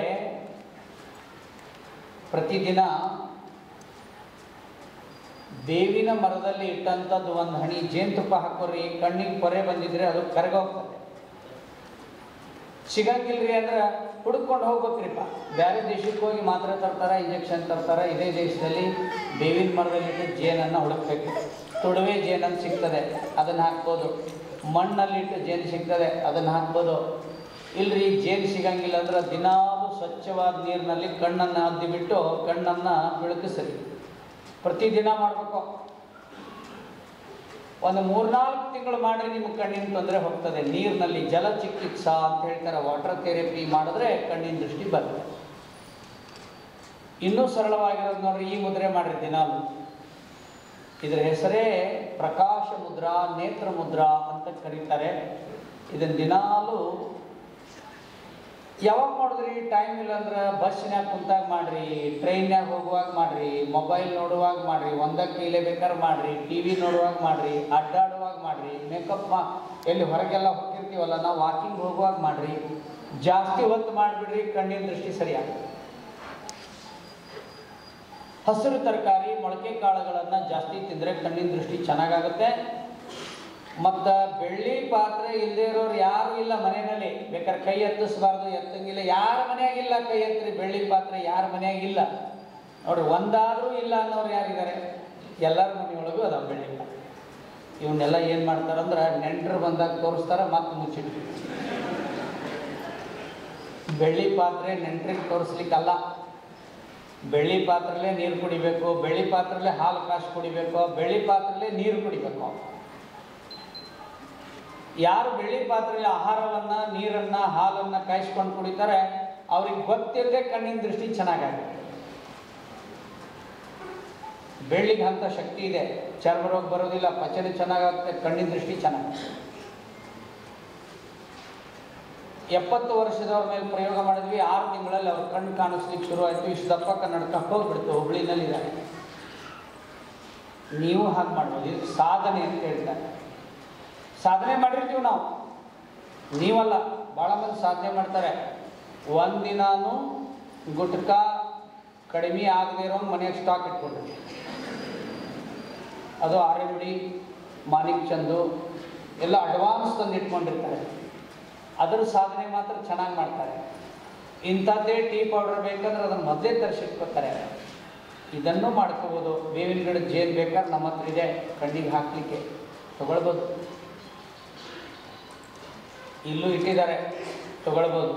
ಏನು ತೊಂದರೆ ಇಲ್ಲ. ಏನು ಇಲ್ದೇನೋ ಆರಾಮ ಮಾಡೋದು ಹೇಳಿದ್ದೀನಿ ಕಣ್ಣಿನ ಬಗ್ಗೆ. ಕಣ್ಣು ಉರಿ ಇದೆಯಾ, ಹರಳೆಣ್ಣೆ ಹಾಕೊಡ್ಬೇಕು ಕಣ್ಣಿಗೆ. ಕಣ್ಣು ಕೆಂಪಗಾಗಿದೆಯಾ, ಹರಳೆಣ್ಣೆ ಹಾಕೊಂಡ್ರೆ ಕಣ್ಣು ಕೆಂಪು ಸರಿ ಆಗ್ತದೆ. ಇದು ಕಣ್ಣಿಗೆ ಸಂಬಂಧಪಟ್ಟಿದ್ದು. ಕಿವಿ ಸೋರ್ತದ, ಕೊಬ್ಬರಿ ಎಣ್ಣೆ ಒಳಗೆ ತುಳಸಿ ಎಲೆ ಹಾಕ್ರಿ, ಕುಟ್ಟಿ ಹಾಕ್ರಿ, ಚೆನ್ನಾಗಿ ಕುದಿಸ್ರಿ. ಆ ಎಣ್ಣೆನ ದಿನ 2-3 ಹನಿ ಹಾಕೋರಿ. ಕಿವಿ ಸೋರೋದು ಬಂದಾಗ್ತದೆ. ಕಿವಿ ಅನ್ನೋ ಅಧ್ಯಾಯ ತೆಗಿರಿ. ಕಿವಿ ಮಂದಾದರೆ ಏನು ಮಾಡಬೇಕು, ಕಿವಿ ಸೋರಿದ್ರೆ ಏನು ಮಾಡಬೇಕು, ಕಿವಿಲಿ ಶಬ್ದ ಬಂದರೆ ಏನು ಮಾಡಬೇಕು ಅನ್ನೋದು ನಾನೆಲ್ಲ ಪುಸ್ತಕದಲ್ಲಿ ಬರೆದಿದ್ದೀನಿ. ತಲೆ ವಿಷಯ ಹೇಳುವಾಗ ಜ್ಞಾಪಕ ಶಕ್ತಿದು ಹೇಳಿಲ್ಲ. ಮೊನ್ನೆ ಸಿದ್ದೇಶ್ವರ ಸ್ವಾಮಿಗಳು ದೇಹ ಬಿಟ್ಟರು. ಈ ದೇಶದ, ಈ ನಾಡಿನ ನಡೆದಾಡುವಂಥ ಜ್ಞಾನಯೋಗಿಗಳು ಸಿದ್ದೇಶ್ವರ ಸ್ವಾಮಿಗಳು ಬಿದ್ದು ಕೈ ಮುರ್ಕೊಂಡಿದ್ರು. ಭಾಳಷ್ಟು ಆರೋಗ್ಯ ಕ್ಷೀಣ ಆಗಿತ್ತು. 84ನೇ ವರ್ಷದಲ್ಲಿ 3 ಪುಸ್ತಕವನ್ನು ಬರೆದ ಮೇಲೆ ಅವರು ದೇಹ ಬಿಟ್ಟರು ಇಂಗ್ಲೀಷ್ನಲ್ಲಿ. ಅದನ್ನು ಮಾನ್ಯ ಪ್ರಧಾನಮಂತ್ರಿಗಳು ಬಿಡುಗಡೆ ಮಾಡಲಿಕ್ಕೆ ಮೈಸೂರಿಗೆ ಬಂದಿದ್ದರು. 84 ವರ್ಷದಲ್ಲಿ ಅವ್ರ ಸ್ಮರಣ ಶಕ್ತಿ ಇದೆ. ನಮಗೆ 25ಕ್ಕೆ ನೆನಪು ಹಾಕ್ತೀವಿ ಅಂದರೆ ಸಮಥಿಂಗ್ ರಾಂಗ್. ಏನು ಮಾಡಬೇಕು? ಒಳ್ಳೆಯದು ನೆನಪಿ ಶಕ್ತಿ ಚೆನ್ನಾಗಾಗಬೇಕಾ? ಭ್ರಾಮರಿ ಪ್ರಾಣಾಯಾಮವನ್ನು ಮಾಡಿ. ಒಂದು ಸಾರಿ ಮಾಡಿ ತೋರಿಸ್ತೀನಿ. ಇದರಲ್ಲಿ ಭಾಳಷ್ಟು ಯೋಗ ಮಾಡೋರಿದ್ದಾರೆ. ಯೋಗವನ್ನು ಯಾರು ಮಾಡ್ತಾ ಇದ್ದಾರೆ ಅವರಿಗೆ ಧನ್ಯವಾದಗಳು. ಮತ್ತು ನೀವ್ಯಾರು ಮಾಡ್ತಾ ಇಲ್ಲ ಅವ್ರು ಮಾಡಿರಿ. ಭ್ರಾಮರಿ ಪ್ರಾಣಾಯಾಮವನ್ನು ಪ್ರತಿದಿನ ಒಂದು 2-3 ನಿಮಿಷ 4 ನಿಮಿಷ ಮಾಡೋಕ್ಕೆ ಶುರು ಮಾಡಿದ್ರೆ ನೀವು ಯಾರಿಗಾರ ಸಾಲ ಕೊಟ್ಟಿದ್ರೆ ಅದು ಸಹಿತ ನೆನಪಾಗಕ್ಕೆ ಶುರು ಆಗ್ತದೆ. ನಗವಲ್ರಿ, ಅದಕ್ಕೆ ಹಂಗೆ ಹೇಳಿದೆ. ಖುಷಿಯಾಗಿರ್ಬೇಕಲ್ಲ. ನೀವ್ಯಾರು ಮಾಡಬೇಡ್ರಿ, ನಾನು ನೋಡ್ರಿ ಭ್ರಾಮರಿ ಪ್ರಾಣಾಯಾಮವನ್ನು ಹೇಗೆ ಮಾಡಬೇಕು ಅಂತ ಹೇಳ್ತೀನಿ. ನಿಮ್ಮ ಮನೆಯೊಳಗೆ ಶುರು ಮಾಡಿರಿ. ಮನೆಯಿಂದ ನಾಳೆ ಹೋಗಿ ಬರೀ ಹೊಟ್ಟೆಲಿ ಮಾಡಬೇಕು. ಸ್ನಾನ ಮಾಡಿದರೆ ಒಳ್ಳೆಯದು, ಮಾಡದೆ ಹೋದರೂ ಮಾಡ್ಬೋದು. ಭ್ರಾಮರಿ ಪ್ರಾಣಾಯಾಮ ನಮಗೆ ಒಂದೇ ಮಾಡೋಕ್ಕತ್ರಿ. ನಮ್ಮ ಊರಾಗ ಟೈಮ್ ಕಡಿಮೆ ಅಂದ್ರೆ ಅದು ಒಂದೇ ಮಾಡಿ. ಕೆಲವು ಊರಾಗ ಟೈಮ್ ಕಡಿಮೆ ಇರ್ತದಂತೆ. ಹೆಬ್ಬೆರಳಿನಿಂದ ಕಿವಿಯನ್ನು ಮುಚ್ಕೊಂಡ್ರೆ ಹೊರಗಡೆಯ ಶಬ್ದ ಏನೂ ಕೇಳದೇ ಇರುವಷ್ಟು ಮುಚ್ಕೋಬೇಕು. ಆಮೇಲೆ ಈ 3 ಬೆರಳುಗಳಿಂದ ಕಣ್ಣನ್ನು ಮುಚ್ಕೋಬೇಕು. ಉಸಿರನ್ನು ಚೆನ್ನಾಗಿ ತಗೊಳ್ಬೇಕು. ಒಂದೇ ಸರಿ ಮಾಡ್ತೀನಿ, ಆಮೇಲೆ ನೀವು ಮನೆಯಲ್ಲಿ ಮಾಡ್ಕೊಳ್ಳಿ. ಉಸಿರು ದೀರ್ಘವಾಗಿ ತಗೊಳ್ಳಿ.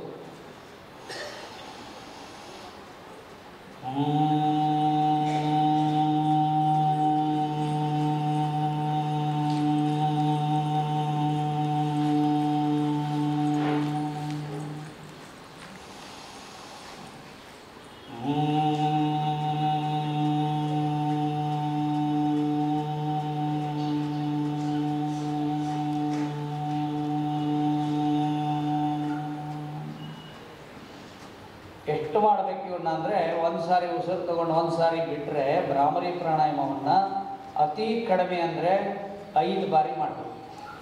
5 ಬಾರಿ ಮಾಡಲಿಕ್ಕೆ 2.5 ನಿಮಿಷ ಸಾಮಾನ್ಯನಾ? ಎಲ್ಲಿದೆ ಅಷ್ಟು ಸಮಯ?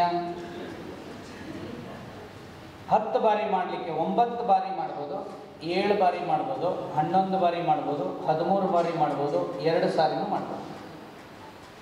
ಈ ಭ್ರಾಮರಿ ಪ್ರಾಣಾಯಾಮ ಮಾಡೋದ್ರಿಂದ ದೀರ್ಘಕಾಲದ ತಲೆನೋವು ಹೋಗ್ತದೆ, ಅರ್ಧ ತಲೆನೋವು ಹೋಗ್ತದೆ, ಜ್ಞಾಪಕ ಶಕ್ತಿ ಅಭಿವೃದ್ಧಿ ಆಗ್ತದೆ, ಬ್ರೈನ್ ಟ್ಯೂಮರ್ ಬರೋಂಗಿಲ್ಲ, ನಿದ್ದೆ ಚೆನ್ನಾಗಿ ಬರ್ತದೆ, ಸೈನಸ್ ಸಮಸ್ಯೆ ದೂರ ಆಗ್ತದೆ, ಧ್ವನಿ ಚೆನ್ನಾಗಾಗ್ತದೆ. ಇಷ್ಟೆಲ್ಲ ಕೆಲಸ ಮಾಡ್ತದೆ. ಆಧ್ಯಾತ್ಮಿಕವಾಗಿ ಹೇಳೋದಾದರೆ ಪ್ರತಿದಿನ 2 ಬಾರಿ ಯಾರು ಭ್ರಾಮರಿ ಪ್ರಾಣಾಯಾಮ ಮಾಡ್ತಾರೆ ಅವರಿಗೆ ಕೊನೆಗಾಲದಲ್ಲಿ ಆತ್ಮ ಸಾಕ್ಷಾತ್ಕಾರ ಆಗುತ್ತೆ ಅಂತ ಬರೆದಿದ್ದಾರೆ. ಸರಳವಾಗಿರುವುದನ್ನು ನೀವು ಮಾಡಿದ್ರೆ ನಿಮಗೂ ಒಳ್ಳೆಯದಾಗುತ್ತೆ. ನಾನು ಅಷ್ಟು ದೂರದಿಂದ ಬೆಳಗ್ಗೆ 4 ಗಂಟೆಗೆ ಬಿಟ್ಟು ಫ್ಲೈಟಿಗೆ ಬಂದಿದ್ದೀನಿ ಇಲ್ಲಿಗೆ. ನಾನು ಹೇಳಿದ್ದು ಸಾರ್ಥಕ ಆಗ್ತದೆ, ನಿಮ್ಗೆ ಅನುಕೂಲ ಆದರೆ. ಇದು ಜ್ಞಾಪಕ ಶಕ್ತಿಗೆ ಸಂಬಂಧಪಟ್ಟಿದ್ದು. ಕಿವಿದು ನೋಡಿ ಅದನ್ನು ಮಾಡಿ. ಕಿವಿ ಕೇಳದೇ ಇರೋರು ಕಿವಿ ಕೇಳ್ತದೆ. ಬಾದಾಮಿ ಎಣ್ಣೆಯಲ್ಲಿ ಬೆಳ್ಳುಳ್ಳಿಯನ್ನು ಹಾಕಿ ಕುದಿಸಿ ದಿನಾಲು 3 ಅಣಿ ಹಾಕೊಂಡ್ರೆ ಕಿವಿ ಕೇಳ್ತದೆ. ಈ ಮುದ್ರೆ ಮಾಡಿದ್ರೆ ಕಿವಿ ಕೇಳೋದು ಚೆನ್ನಾಗಿ ಕೇಳ್ತದೆ. ಇದರ ಹೆಸರೇ ಕರ್ಣ ಮುದ್ರಾ ಅಂತ ಹೆಸರು. ಮಧ್ಯದ ಬೆರಳಿನ ಮೇಲೆ ಹೆಬ್ಬೆರಳಿಡಬೇಕು. ಇದರ ಹೆಸರು ಕರ್ಣ ಮುದ್ರಾ. ಹಿಂಗೆ ಹಿಡ್ಕೊಂಡಿರೋದು. ಯಾರು ಕಿವಿ ಮಂದಾಗಿದೆ ನಾನು ನಂಬರ್ ಕೊಡ್ತೀನಿ. ಬೆಳಿಗ್ಗೆ 20 ನಿಮಿಷ, ಮಧ್ಯಾಹ್ನ 20 ನಿಮಿಷ, ಸಂಜೆ 20 ನಿಮಿಷ ಮಾಡಿರಿ. ಕರೆಕ್ಟಾಗಿ 100 ದಿನ ಬಿಟ್ಟು ನಂಗೆ ಫೋನ್ ಮಾಡಿರಿ. ನಿಮ್ಮ ಕಿವಿ ಕೇಳ್ತಿರ್ತದೆ, ನಿಶ್ಚಿತವಾಗಿ ಕೇಳ್ತದೆ. ಮಾಡಬೇಕಲ್ಲ 3 ಬಾರಿ. ನೆನಪಾಗಲಿಲ್ಲ ಅಂದ್ರೆ ಒಂದು ಹೆಣ್ಣಾಳು ಇಟ್ಕೊರಿ, ಅವ್ರು ಬಂದು ಹೇಳ್ತಾರೆ ಮುದ್ರೆ ಮಾಡಿರಿ ಅಂತೇಳಿ. ಪೇಮೆಂಟ್ ಕೊಡ್ರಿ. ಅವ್ರು ನೆನಪು ಮಾಡೋಕ್ಕೆ ಒಬ್ಬರು ಬೇಕು. ಅವ್ರಿಗೂ ನೆನಪಾಗಲಿಕ್ಕಾದ್ರೆ ಇನ್ನೊಬ್ಬರನ್ನ ಇಟ್ಕೋಬೇಕು. ಇದು ಕಿವಿದು. ಕೆಮ್ಮು, ನೆಗಡಿ, ಕಫ, ಅಸ್ತಮ, ಅಲರ್ಜಿ ಮತ್ತು ಧಾಪು, ಜ್ವರ ಇದು ಪದೇ ಪದೇ ಪದೇ ಪದೇ ಬರ್ತದೆ. ಕೆಲವರು ಕೆಮ್ತಾನೇ ಇರ್ತಾರೆ. ಎಷ್ಟು ವರ್ಷ ಆದರೂ ಕೆಮ್ತಾನೇ ಇರ್ತಾರೆ. ನೆಗಡಿ ಹೋಗೋದೇ ಇಲ್ಲ.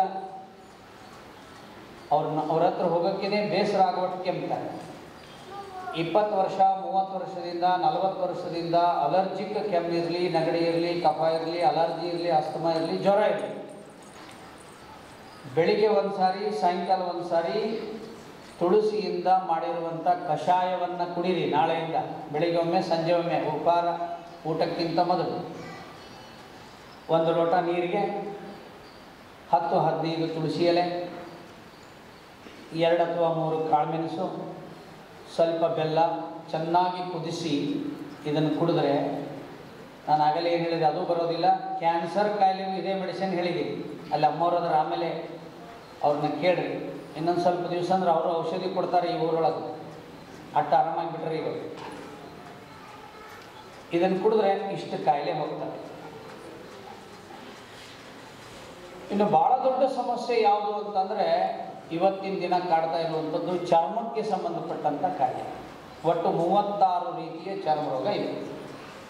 ಸೊರಿಯಾಸಿಸ್ ಸೇರಿದಂತೆ, ಬಿಳಿ ಕಲೆಯೂ ಸೇರಿದೆ. ತೊನ್ನು ಮತ್ತು ಸೊರಿಯಾಸಿಸ್ ಸೇರಿ 36 ಚರ್ಮ ರೋಗ ಇದೆ. ಚರ್ಮ ರೋಗ ಯಾರಿಗೆ ಅಜೀರ್ಣ ಇರ್ತದೆ ಅವ್ರಿಗೆ ಮಾತ್ರ ಬರ್ತದೆ. ಯಾರು ಮಾನಸಿಕವಾಗಿ ಟೆನ್ಷನಲ್ಲಿ ಇರ್ತಾರೆ ಅವರಿಗೆ ಹೋಗಲ್ಲ. ಇನ್ನೂ ಭಾಳ ಕಾರಣಗಳನ್ನು ನಾನು ಅದರಲ್ಲಿ ಬರೆದಿದ್ದೀನಿ. ಚರ್ಮ ರೋಗಕ್ಕೆ ಹೇಳ್ತೀನಿ. ಸೋಪು ಎಷ್ಟು ಟೈಪ್ ಇದ್ದಾವೆ ಅನ್ನೋದು ಲೆಕ್ಕಕ್ಕಿಲ್ಲ. ಪ್ರತಿದಿನ ಒಂದು ಅಡ್ವರ್ಟೈಸ್ ಬರ್ತಿರ್ಬೋದು ಸೋಪಲ್ಲಿ, ಈ ಟಿ ವಿಲಿ.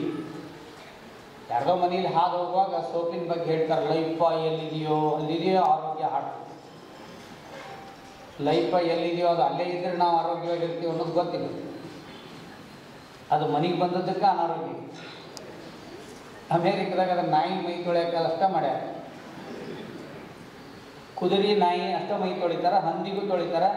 ಅಲ್ಲಿ ಯಾರು ಮನುಷ್ಯರು ಹಚ್ಕೊಳ್ಳೋದಿಲ್ಲ. ಈ ದೇಶಕ್ಕೆ ಕೊಟ್ಟು ಕಳಿಸ್ಯಾರೆ, ನಾವು ಅದನ್ನು ಹಚ್ಕೋತೀವಿ. ಬೆಸ್ಟ್ ಸೋಪ್ ಯಾವುದು ಗೊತ್ತಾ ಜಗತ್ತಿನಲ್ಲಿ?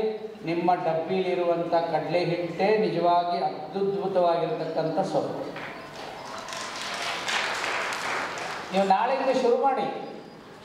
1-2 ತಿಂಗಳಾದ್ಮೇಲೆ ನನಗೆ ಫೋನ್ ಮಾಡಿರಿ. ನಾನು ಫೋನ್ ಎತ್ಕೊಳ್ಳಿ ಅಂದರೆ SMS ಮಾಡಿರಿ. ನಾವು ಕಡಲೆ ಹಿಟ್ಟು ಸ್ನಾನ ಮಾಡ್ತಾ ಇದ್ದೀವಿ, ನಮಗೆ ಕಡಿಮೆ ಆಗಿದೆಯೋ ಇಲ್ಲ ಅಂತ ಹೇಳಿರ್ಬೇಕಾದ್ರೆ ಅದ್ಭುತವಾಗಿ ಬಂಗು, ಚರ್ಮರೋಗ, ಕಜ್ಜಿ, ತುರುಕೆ, ಗಜಕರ್ಣ, ಇಸುಬು ಇದೆಲ್ಲ ಕಡಿಮೆ ಆಗ್ತಾ ಬರುತ್ತೆ.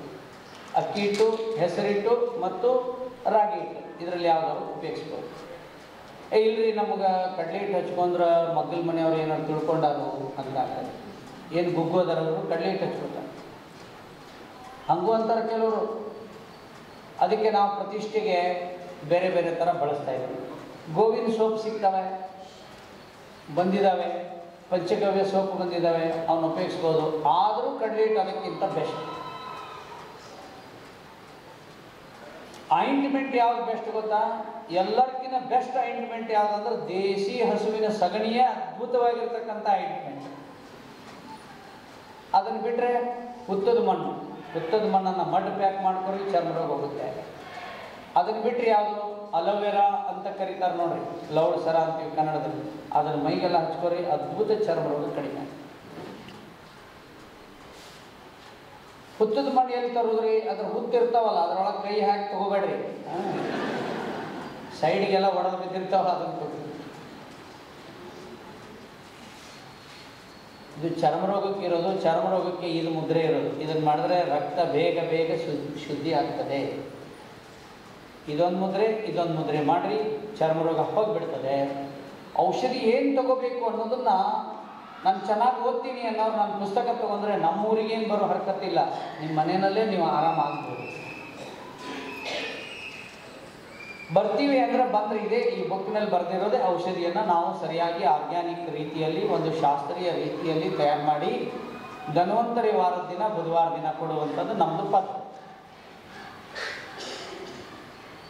ಹೊಟ್ಟೆಗೆ ಸಂಬಂಧಪಟ್ಟಂತೆ ಹೇಳಿ ಕೊನೆಗೆ ಹೋಗ್ತೀನಿ. ಹೊಟ್ಟೆ ನೋವಿದೆ, ಅಲ್ಸರ್ ಆಗಿದೆ, ಹೊಟ್ಟೆಯಲ್ಲಿ ಹರಳಾಗಿದೆ, ಕಿಡ್ನಿಲಿ ಹರಳಾಗಿದೆ, ಊಟ ಮಾಡಿದ್ದು ಪಚನ ಆಗೋದಿಲ್ಲ, ಟಾಯ್ಲೆಟ್ ಕ್ಲೀನ್ ಆಗೋದಿಲ್ಲ, ಉಬ್ಬಸ ಬರ್ತದೆ, ಗ್ಯಾಸ್ ಫಾರ್ಮೇಷನ್ ಆಗ್ತದೆ, ಭಾಳ ತೊಂದರೆ ಆಗ್ತದೆ ಅನ್ನೋರು ಹಸಿ ಶುಂಠಿ ಉಪ್ಪನ್ನು ಜಜ್ಜಿ ಬಿಸಿನೀರಲ್ಲಿ ಹಾಕಿ ದಿನ ಕುಡೀರಿ. ನೀವು ನಿಮ್ಮ ಹೊಟ್ಟೆಯಲ್ಲಿ ಏನೂ ಇರೋದಿಲ್ಲ, ಎಲ್ಲ ಕ್ಲಿಯರ್ ಆಗಿಬಿಡ್ತದೆ. ಈಗ ಒಬ್ಬರು ಫೋನ್ ಮಾಡಿದ್ರು ಆಗಲೇ, ನಿಮ್ಮ ಔಷಧ ತೊಗೊಂಡ್ಮೇಲೆ ನಂಗೆ ಸಿಕ್ಕಾಪಟ್ಟೆ ಹಸಿವು ಆಗ್ತೈತ್ರಿ, ಏನು ಮಾಡಿರಿ ಅಂತ ಫೋನ್ ಮಾಡಿ. ಅಂದ್ರೆ ಅವ್ರಿಗೆ ಹಸಿವು ಹಾಕ್ಬಾರ್ದು, ಅದು ತೊಂದ್ರೆನೇ, ಹಸಿವಾದರೂ ತೊಂದ್ರೆನೇ. ಯಾಕಂದರೆ ನೀವು ಅನ್ಯತಾ ಭಾವಿಸ್ಕೋಬಾರ್ದು. ನಗರದಲ್ಲಿ ನಾವು ಕಂಡಂತೆ ಭಾಳ ಮನೆಗಳಲ್ಲಿ ಹೇಗಿರ್ತದಂದ್ರೆ 3 ಜನ ಇದ್ದೀವಿ, 6 ಚಪಾತಿ ಅದಾವೆ, 7 ಇದ್ರೆ ಮತ್ತು ಕಷ್ಟ. 8-9 ಮಾಡ್ರಿ ಅಂದ್ರೆ ಭಯಂಕರ ಜಗಳ ಮನೆಯೊಳಗೆ. 2 ಸಾಕು, ಇವನು 1.5 ತಿಂತಾನೆ, ನೀವು 1.5 ತಿಂತಾನೆ. ನಮ್ಮ ಊರಾಗ ಹೋದ ನಾವು 25 ಕೊಟ್ಟ ಮೇಲೆ ಇನ್ನೊಂದು 10 ಕೊಡ ಅಂತ. ನಾಗಲ್ಲಿ ಹೇಳ್ತೀನಿ, ಹಸಿವಿರೋನೇ ಶ್ರೀಮಂತ. ಮತ್ತು ಬರೀ ತಿನ್ನಕ್ಕ ಹುಟ್ಟಿರಬಾರ್ದು, ದುಡಿದು ತಿನ್ಬೇಕು, ಚೆನ್ನಾಗಿ ದುಡಿಬೇಕು, ತಿನ್ಬೇಕು. ಅದಕ್ಕೆ ಈ ಹೊಟ್ಟೆಗೆ ಸಂಬಂಧಪಟ್ಟಂತೆ ಹಸಿ ಶುಂಠಿ ಎಷ್ಟು, ಒಂದು ಸಣ್ಣ ತುಂಡು ಇಷ್ಟು, ಒಂದಿಷ್ಟು ಉಪ್ಪು ಸೈಜ್ ಕುಟ್ಟಿ ಬಿಸಿನೀರಾಗ ಹಾಕಿ ಕುಡಿದು ಬಿಡ್ರಿ. ಈಗಾಗಲೇ ಏನೇನು ಹೇಳಿದ ಈ ಸಮಸ್ಯೆ ಹೋಗಿಬಿಡ್ತಾರೆ. ಇಲ್ಲ ಓಂ ಕಾಳು ಅಂತಾರೆ ನೋಡ್ರಿ, ಅದರ ಕಷಾಯ ಮಾಡ್ಕೊಂಡು ಕುಡೀರಿ, ಇದು ಸರಿಯಾಗ್ತದೆ. ಇಲ್ಲ ಅಂದರೆ ಮಾರುಕಟ್ಟೆಯಲ್ಲಿ ತ್ರಿಫಲಾ ಚೂರ್ಣ ಅಂತ ಸಿಗ್ತದೆ. ಆ ತ್ರಿಫಲಾ ಚೂರ್ಣವನ್ನು ರಾತ್ರಿ ಊಟ ಆದ ಮೇಲೆ ಅಥವಾ ಊಟ ಮಾಡದೇನೂ ತೊಗೋಬೋದು. 1 ಲೋಟ ಬಿಸಿನೀರಿಗೆ 1 ಚಮಚ ತ್ರಿಫಲಾ ಚೂರ್ಣ ಹಾಕ್ಕೊಂಡು ಕುಡಿದು ಬಿಡ್ರಿ, ಅದ್ಭುತವಾಗಿ ಆರಾಮಾಗ್ತದೆ. ಕಿಡ್ನಿಲಿ ಹರಳಿದ್ರೂ ಕರಗ್ತದೆ, ಕರಳಲ್ಲಿದ್ದರೂ ಕರಗ್ತದೆ, ಶುಗರ್ ಬಂದಿದ್ದರೂ ಸಹಿತ ಅದು ಕಂಟ್ರೋಲ್ ಆಗ್ತಾ ಹೋಗುತ್ತೆ. ನನ್ನ ಪುಸ್ತಕದಲ್ಲಿ ಇದಕ್ಕೆ ಸಂಬಂಧಪಟ್ಟಂಗೆ ಒಂದು 10 ಬರ್ತೀನಿ. ಅದರಲ್ಲಿ ನಿಮ್ಗೆ ಯಾವ್ದು ಮನೆಯಲ್ಲಿ ಅನುಕೂಲ ಆಗುತ್ತೆ ಅದನ್ನು ಮಾಡಿ. ಬೆನ್ನೋವು, ಸೊಂಟ ನೋವು, ಕೈಕಾಲು ನೋವು, ಮೊಣಕಾಲು ನೋವು, ಅರ್ಥರೈಟಿಸು, ಸೆಳೆತ, ಪಾರ್ಕಿನ್ಸನ್ನು, ವೆರಿಕೋಸ್ ವೇನ್ಸು, ಈಗಂತೂ ಬಹಳಷ್ಟು ಜನರಿಗೆ ನೋವಿದೆ. ಇಂಥ ಶ್ರೇಷ್ಠ ಔಷಧಿ ಯಾವುದು ಅಂತ ಹೇಳಿದ್ದಾರೆ ಅಂತ ನಿಮ್ಗೆ ಯಾರು ಹೇಳ್ತೀನಿ, ಸೀಕ್ರೆಟ್. ಅದನ್ನು ಮಾಡಿಕೊಂಡ್ರೆ ನೀವು ಆರಾಮಾಗಿರ್ತೀರಿ. ಲಂಗನಂ ಪರಮೌಷಧಂ ಅಂತ ಹೇಳಿದ್ದಾರೆ ಆಯುರ್ವೇದಾಚಾರ್ಯರು. ಇದನ್ನು ಭಾಳ ಗಮನ ಕೊಟ್ಟು ಕೇಳಿ. ಲಂಗನಂ ಅಂದರೆ ಏನು ಅಂತ ಹೇಳಿದ್ವಿ. ಲಂಗನಂ ಅಂದರೆ ಆಗಲೇ ಹೇಳಿದ್ದೀನಿ, ಸಮಯಕ್ಕೆ ಸರಿಯಾಗಿ ಊಟ ಮಾಡುವುದು. ಯಾವತ್ತು ಉಪವಾಸ ಇರ್ತೀವಲ್ಲ ಅವತ್ತು ಏನೂ ತಿನ್ನಬಾರ್ದು. ಉಪವಾಸ ಮಾಡ್ತೀವಿ ಅನ್ನೋದು ಊಟಕ್ಕೆ 100 ರೂಪಾಯಿ, ಉಪವಾಸಕ್ಕೆ 200 ರೂಪಾಯಿದು ಉಪಹಾರ ಮಾಡಿಬಿಟ್ಟಿರ್ತೀವಿ.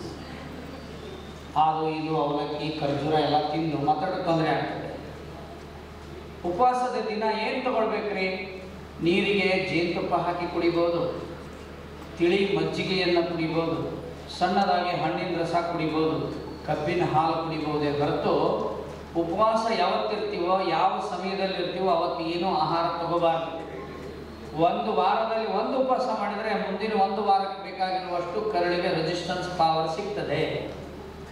ಅದಕ್ಕಾಗಿ ಲಂಗನಂ ಪರಮೌಷಧಂ ಅಂತ ಹೇಳಿದ್ದಾರೆ. ಅಂದರೆ ಉಪವಾಸ ಮಾಡುವುದು ಮತ್ತು ಸರಿ ಸಮಯಕ್ಕೆ ಊಟ ಮಾಡೋದು ಇದೆಯಲ್ಲ, ಇದು ಪರಮೌಷಧ ಅಂತ ಬರ್ತಿದ್ದಾರೆ. ಇದು ಒಳಗಡೆ ಸಿಸ್ಟಮ್ಗೆ. ಬೆನ್ನೋವು, ಸೊಂಟ ನೋವು, ಕೀಲು ನೋವು, ಏನೇನು ನೋವಿದಾವೆ ದೇಹದಲ್ಲಿ ಹೋಗಬೇಕಾದ್ರೆ ಅಭ್ಯಂಗ ಸ್ನಾನಂ ಪರಮೌಷಧಂ ಅಂತ ಹೇಳಿದ್ದಾರೆ. ಅಭ್ಯಂಗ ಸ್ನಾನ ಅಂದರೆ ಎಳ್ಳೆಣ್ಣೆ, ಸಾಸಿವೆ ಎಣ್ಣೆ ಅಥವಾ ಎರಡೂ ಕೂಡಿಸಿದ್ದು, ಹಸು ತುಪ್ಪ, ಹೀಟಿದ್ರೆ ಹರಳೆಣ್ಣೆ, ಮತ್ತು ಆಲಿವ್ ಆಯಿಲು, ಈ ಥರದ ಬಾದಾಮಿ ಎಣ್ಣೆ ಇದನ್ನು ಬಟ್ಲಲ್ಲಿ ಹಾಕ್ಕೊಂಡು ಬಿಸಿ ಮಾಡ್ಕೋಬೇಕು. ಮಸಾಜ್ ಸೆಂಟ್ರಿಗೆ ಹೋಗಿ ಯಾರು ಮಾಡಿಸ್ಕೋಬೋದು, ಮನೆಯಲ್ಲಿ ಯಾರಾದರೂ ಮಾಡೋರಿದ್ರು ಮಾಡ್ಬೋದು. ಇಲ್ಲ ನಾವೇ ನಮ್ಮ ದೇಹವನ್ನು 10 ರಿಂದ 15 ನಿಮಿಷ ಮೃದುವಾಗಿ ಮಾಲಿಷ್ ಮಾಡಿಕೊಂಡು ಸ್ನಾನ ಮಾಡಿದರೆ ಎಲ್ಲ ದೇಹದ ನೋವುಗಳು ಕಡಿಮೆ ಆಗ್ತವೆ.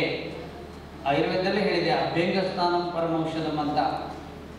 ನನ್ನ ಹತ್ರ ಕ್ಯಾನ್ಸರಿಗೆ ಬಂದವ್ರು ಯಾಕೆ ಬೇಗ ಆರಾಮಾಗ್ತಾರೆ ಅಂದ್ರೆ ಅವ್ರು ಕಂಪಲ್ಸರಿ ವಾರಕ್ಕೆ 2 ಸರಿ ಮಸಾಜ್ ಮಾಡಲೇಬೇಕು ಅಂತ ಹೇಳಿ.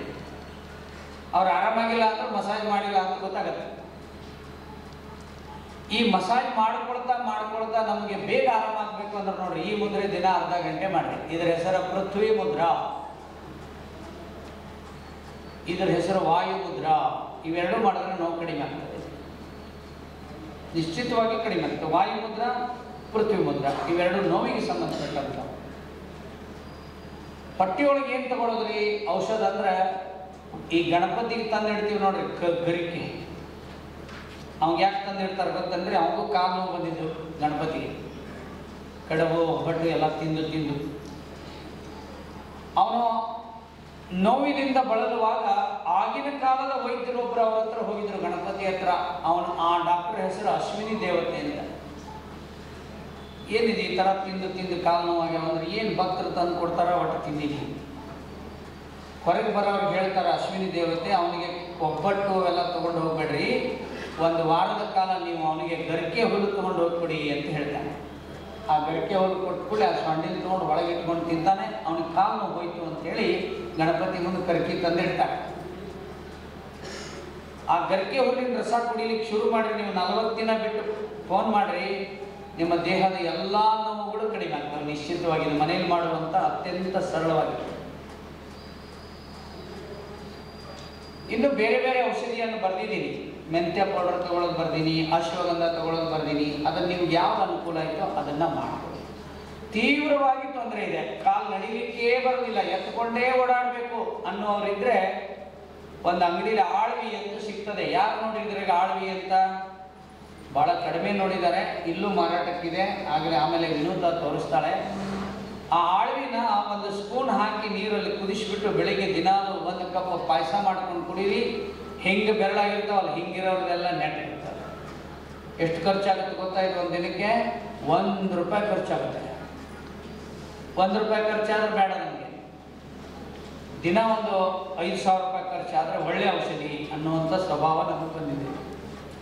ಅದಕ್ಕೆ ನೋವಿಗೆ ಸಂಬಂಧಪಟ್ಟಿದೆ. ಮುಂದಿನ ಅವಧಿನಲ್ಲಿ ಇನ್ನಷ್ಟು ವಿಷಯ ಹೇಳೋದ್ರ ಮೊದಲು ಈಗ ಸಕ್ಕರೆ ಕಾಯಿಲೆ ಬಗ್ಗೆ ಹೇಳಿ ನಾನು ಮುಗಿಸ್ತೀನಿ. ಕೆಲವೊಂದು ಪದಾರ್ಥಗಳ ಪರಿಚಯವನ್ನು ಮಾಡಿಕೊಡ್ತೀನಿ.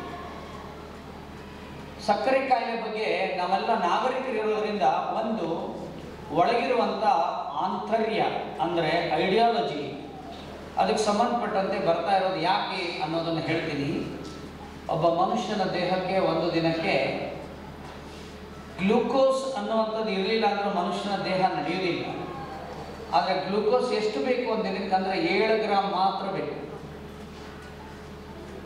7 ರಿಂದ 10 ಗ್ರಾಮ್ ತಗೊಂಡ್ರೆ ಯಾವಾಗಲೂ ಸಕ್ಕರೆ ಕಾಯಿಲೆ ಬರೋದಿಲ್ಲ.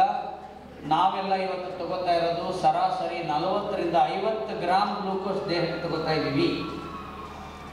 ರಾಗಿ ಬಿಟ್ಬಿಟ್ಟೇವಿ. ರಾಗಿ, ಸಜ್ಜೆ, ನವಣಿ, ಸಾಮೆ, ತೊಗರಿ, ಮೆಂತ್ಯ,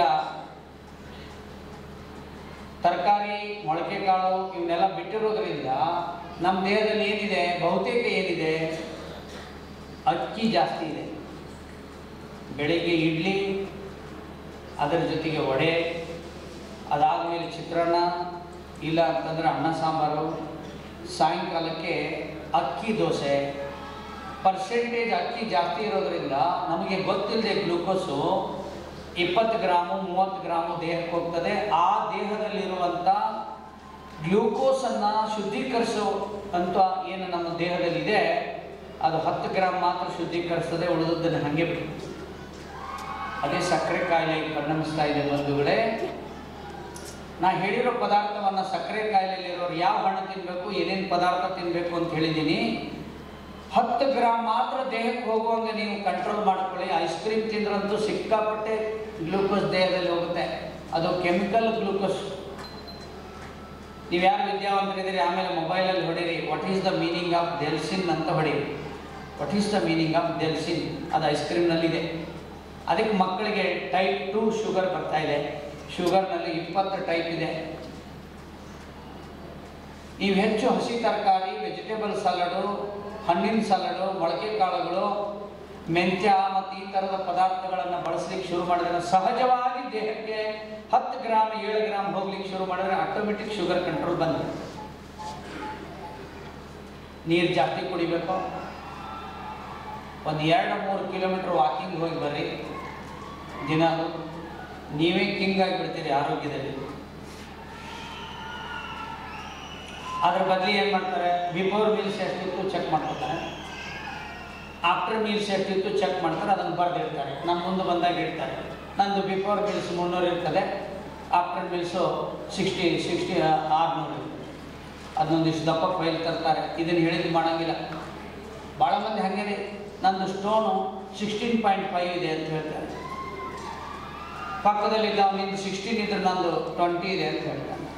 ಅದನ್ನೇನು ಮನೆ ಕಟ್ಟಕ್ಕೆ ಬರುತ್ತೆ ಆ ಸ್ಟೋನ್ ತೊಗೊಂಡು ಸುಮ್ಮನೆ ಒಟ್ಟು ಹೇಳೋದು. ತ್ರಿಪಳಾಚೂರ್ಣ ತೊಗೊಂಡ್ರೆ ಸ್ಟೋನ್ ಕರಗೋಗ್ಬಿಡ್ತದೆ. ಇದ್ರ ಬಗ್ಗೆ ಅರ್ಥ ಮಾಡ್ಕೋಬೇಕು. ಶುಗರ್ಗೆ ಬೆಸ್ಟ್ ಔಷಧಿ ಯಾವುದು ಗೊತ್ತಾ? ಅಲೋವೆರಾ ಇದೆಯಲ್ಲ, ಅದ್ರ ಮ್ಯಾಲಿಂದೆಲ್ಲ ತೆಗೆದು ಒಂದಿಷ್ಟು ಈ ಬೆರಳು ದಪ್ಪ ತುಂಡು ನುಂಗಿ ಬಿಡ್ರಿ, ಶುಗರ್ ಕಂಟ್ರೋಲ್ ಬರ್ತಾ ಹೋಗ್ತದೆ. ನಾನು ಶುಗರ್ಗಾಗಿ ಔಷಧಿಯನ್ನು ಬರೆದಿದ್ದೀನಿ. ಅರಿಶಿಣ, ಅಶ್ವಗಂಧ ಮತ್ತು ಜೀರಿಗೆ ಪುಡಿ, ಮೆಣಸು ಪುಡಿ, ಇದನ್ನೆಲ್ಲ ಕಾಂಬಿನೇಷನ್ ಬರೆದಿದ್ದೀನಿ. ಆ ಪುಸ್ತಕದಲ್ಲಿ ಎಷ್ಟು ಹೇಳಿದ್ದೀನಿ ಅಷ್ಟು ನೋಡಿ ನೀವು ಸಕ್ಕರೆ ಕಾಯಿಲೆಯನ್ನು ಕಡಿಮೆ ಮಾಡ್ಬೋದು. ಶುಗರಿಗೋಸ್ಕರ ಇರೋ ಮುದ್ರೆ ಇದು ಅಪಾನ ಮುದ್ರ ಮತ್ತು ಮೂತ್ರಾಶಯ ಮುದ್ರ. ಇದು ಶುಗರಿನ. ಈ ಮುದ್ರೆ ದಿನಕ್ಕೆ 3 ಬಾರಿ ಮಾಡಿರಿ, ಇದನ್ನು 3 ಬಾರಿ ಮಾಡಿರಿ. 1 ತಿಂಗಳಿಗೆ ಶುಗರ್ ಲೋ ಬಂದ್ಬಿಡ್ತದೆ. ಹೆದರ್ಕೊಂಡ್ರೆ ಶುಗರ್ ಜಾಸ್ತಿ ಆಗ್ತದೆ. ಹಗಲು ನಿದ್ರೆ ಮಾಡಿದ್ರೆ ಜಾಸ್ತಿ ಆಗ್ತದೆ. ನೀರು ಕಡಿಮೆ ಕುಡಿದ್ರೆ ಶುಗರ್ ಜಾಸ್ತಿ ಆಗ್ತದೆ. ಇನ್ಯಾರಿಗಾರು ಹೆದರಿಸಿದ್ವಂದ್ರೂ ಶುಗರ್ ಜಾಸ್ತಿ ಆಗ್ತದೆ. ತಡವಾಗಿದ್ರೆ ಶುಗರ್ ಜಾಸ್ತಿ ಆಗ್ತದೆ. ಧಾರಾವಾಹಿಯಲ್ಲಿ, ಸಿನಿಮಾಗಳಲ್ಲಿ ಮರ್ಡರ್ ಮಾಡೋದು ನೋಡ್ತಾರಲ್ಲ, ಅವ್ರಿಗೆ BP ಜಾಸ್ತಿ ಆಗ್ತದೆ. ಏನ್ರಿ ಇವ್ರು TV ಬಗ್ಗೆ ಹಿಂಗೆ ಹೇಳ್ತಾರೆ ಅಂತ ಅನ್ಕೋಬೇಡಿ. ಅದ್ಭುತ ಅಂತಂದ್ರಾದ್ರೂ ಅನ್ಕೋರಿ. ನಾನು ಹುಟ್ಟಿ ಇಷ್ಟು ದೊಡ್ಡವಾದ್ರೂ ಒಂದಿನೂ TV ನೋಡಿಲ್ಲ. TV ಇಲ್ಲ ನಮ್ಮ TV ನೋಡಕ್ಕೆ ಕೊಟ್ಟೆ ಅಂದರೆ ನಿಮ್ಮ ಸೇವೆ ಮಾಡೋಕ್ಕೆ ಸಾಕಾಗೋದಿಲ್ಲ ಸಮಯ ಅಂತ ನೋಡಿದ್ವಿ.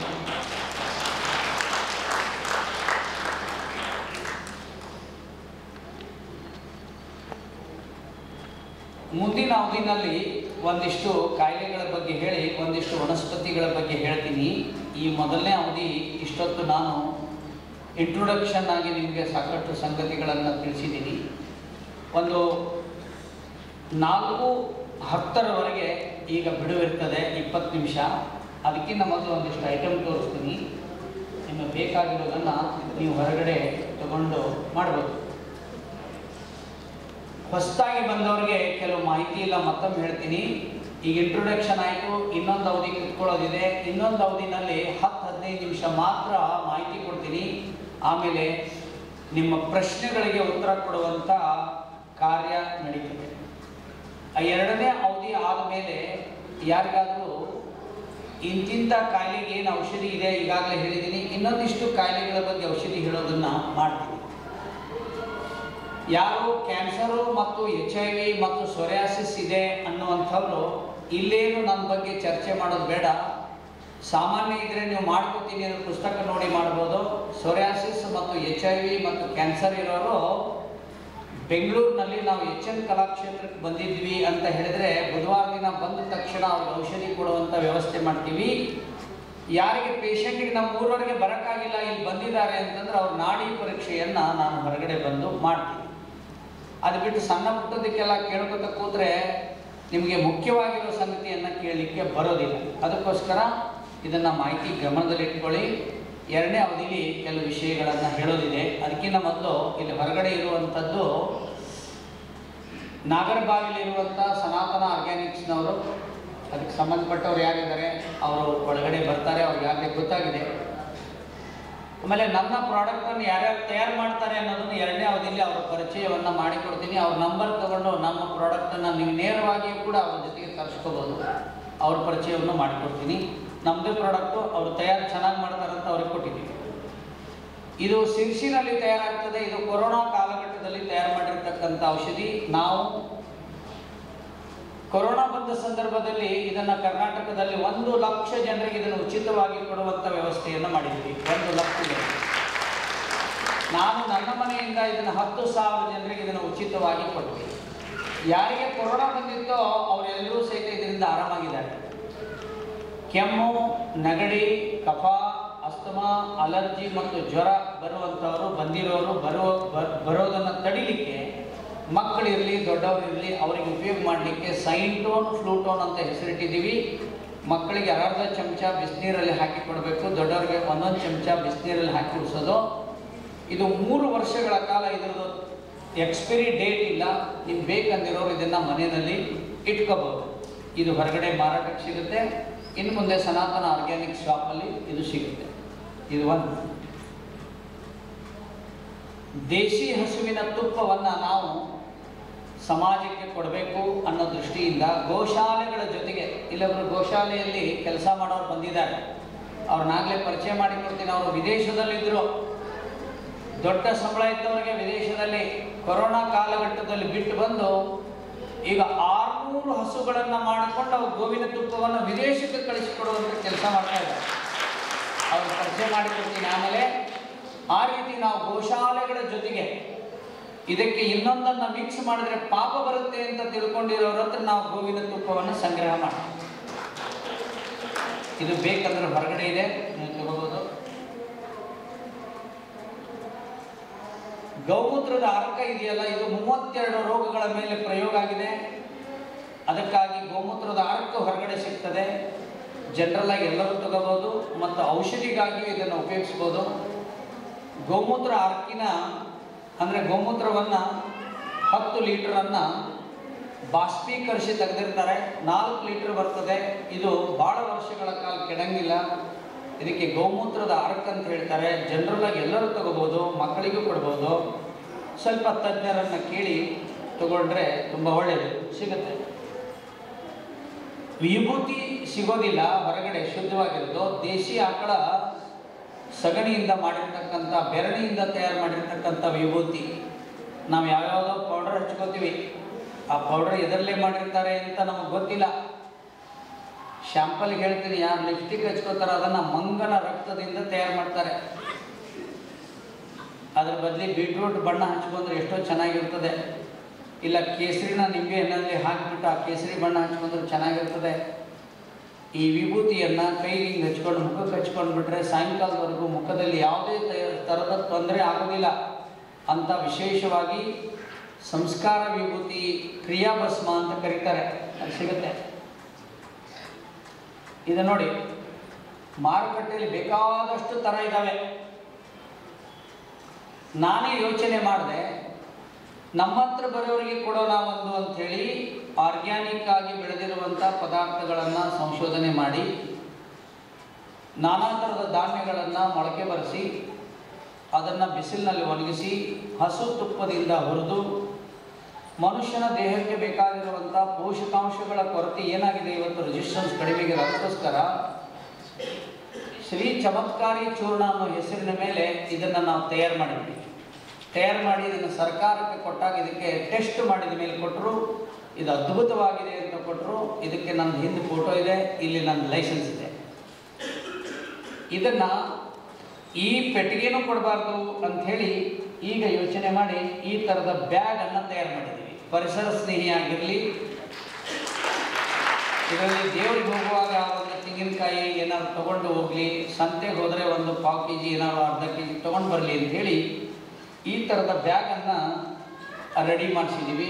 ಇದು ಕೂಡ ಸಿಗ್ತಾ ಇದೆ. ಬರೀ ಇದನ್ನು ಕುಡಿದು ಬಿಟ್ಟೆ ಶುಗರ್ ಹೋಗಿದೆ ಅಂತ ಹೇಳಿರೋರು ಇದ್ದಾರೆ. ಅಷ್ಟು ವಿಶೇಷವಾಗಿದೆ, ಹೊರಗಡೆ ಸಿಗುತ್ತೆ. ನನ್ನ ಪುಸ್ತಕ ಗೊತ್ತಿದೆ. ಇದರಲ್ಲಿ ಒಟ್ಟು 250 ಔಷಧಿಯನ್ನು ಬರೆದಿದ್ದೀನಿ.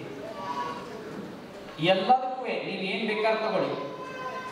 ಕಾಲಲ್ಲಿ ಆಣೆ ಆದರೆ ಏನು ಮಾಡಬೇಕು ಅಂತ ಬರೆದಿದ್ದೀನಿ. ಉತ್ತರಾಣಿ ತಪ್ಪಲನ್ನು ತಂದು ಅರಿಶಿಣದಲ್ಲಿ ಅರ್ಧ ಕಟ್ಟಿದರೆ 4 ದಿನಕ್ಕೂ ಆಣೆ ಮೊಳಕೆನೆ ಹೊರಗಡೆ ಬರುತ್ತೆ.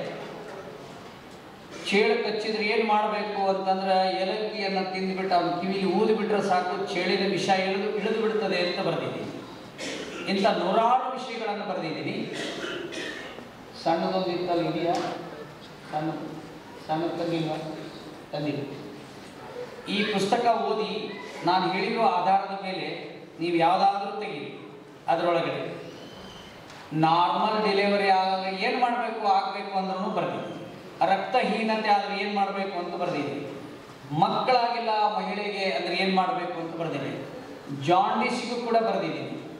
ಥೈರಾಯ್ಡ್ ಹೋಗಲಿಕ್ಕೆ, ಥೈರಾಯ್ಡ್ ನಾನ್ ಕ್ಯೂರೇಬಲ್ ಅಂತ ಹೇಳ್ತಾರೆ. ನಮ್ಮ ಹತ್ರ ಬಂದವ್ರಿಗೆಲ್ಲರಿಗೂ 4 ತಿಂಗಳಿಗೆ 5 ತಿಂಗಳಿಗೆ ಥೈರಾಯ್ಡ್ ಸಂಪೂರ್ಣ ಗುಣ ಆಗಿರೋದು ಔಷಧಿ ಇದರಲ್ಲಿ ಬರ್ದಿದ್ದೀನಿ. ಬಂಧುಗಳೇ, ಇದನ್ನು ಪಡಿಬೇಕು. ಇದು ನೋಡಿ, ಮೂಗಿಗೆ ಹಾಕೋ ಡ್ರಾಪ್ ಇದು. ಆವಾಗಲೇ ಹೇಳಿದೆ ತಲೆನೋವಿಗೆ ಸಂಬಂಧಪಟ್ಟಂತೆ. ಆಗಲೇ ಯಾರೋ ಮುದ್ರೆಯಲ್ಲಿ ಕೂತಿದ್ರು, ಅವ್ರು ಹೇಳ್ಬೋದಾ ಎದ್ದು ಬಿಟ್ಟು ಇವರಿಗೆಲ್ಲ ಅನುಭವಕ್ಕಾಗಿ ನಮ್ಮ ತಲೆನೋವು ಕಡಿಮೆ ಆಗಿದೆ ಅನ್ನೋರು ಹೋದ್ರ ಅವರು ಇದಾರ? ತಲೆನೋವು ಹೋಯ್ತಾ ಅಥವಾ ಹಿಡ್ಕೊಂಡು ನಿಂತಿದ್ದಾರ ಮರ್ತಿದ್ದಾರ ಗೊತ್ತಾಗಿಲ್ಲ. ಇದು ತಲೆಗೆ ಹಾಕೊಂಡ್ರೆ ಮೂಗಿಗೆ ತಲೆನೋವು, ಅರ್ಧ ತಲೆನೋವು, ನಿದ್ದೆ ಬರದೆ ಹೋದರೆ ನಿದ್ದೆ ಬರ್ತದೆ, ಸೈನಸ್ ಸಮಸ್ಯೆ ಹೋಗ್ತದೆ, ಬುದ್ಧಿಮಾಂದ್ಯತೆ ಕಡಿಮೆ ಆಗ್ತದೆ, ಪಿಟ್ಸ್ ಬರೋದು ಕಡಿಮೆ ಆಗ್ತದೆ ಅನ್ನೋದನ್ನೆಲ್ಲ ಹೇಳಿದೆ. ಇದು ಡ್ರಾಪ್ ಹೊರಗಡೆ ಸಿಗುತ್ತೆ. ಇದನ್ನು ಒಂದು ವಿಶಿಷ್ಟವಾದ ರೀತಿಯಲ್ಲಿ ಕಾಯಿಸಿಬಿಟ್ಟು ಇದರಲ್ಲಿ ಹಾಕಿರ್ತೀವಿ. ಮುಂದಿನ ದಿನಗಳಲ್ಲಿ ಇದು ಗ್ಲಾಸ್ ಬಾಟ್ಲಲ್ಲಿ ಬರೋದಿದೆ. ಇದು ಬೇಕಂದ್ರೆ ಪಡಿಬೇಕು. ಕಣ್ಣಿಗೆ ಹಾಕೋದು ಹೇಳಿದೆ. ಇದು ಬೇವಿನ ಮರದಲ್ಲಿಯೇ ಇಟ್ಟಿರ್ತಕ್ಕಂಥ ನೀಮ್ ಹನಿ. ಇದು ಕಣ್ಣಿಗೆ ಒಂದು ಹನಿ ಹಾಕ್ಕೊಂಡ್ರೆ ಕಣ್ಣಿನ ಆರೋಗ್ಯ ಚೆನ್ನಾಗಾಗ್ತದೆ. ಕಣ್ಣಲ್ಲಿ ಏನು ಬಿದ್ದರೆ ಹೊರಗಡೆ ಬಂದುಬಿಡ್ತದೆ. ಒಂದಿಷ್ಟು ಇದ್ದಾವೆ, ಬೇಕಂದಿರೋರು ಪಡ್ಕೋಬೋದು.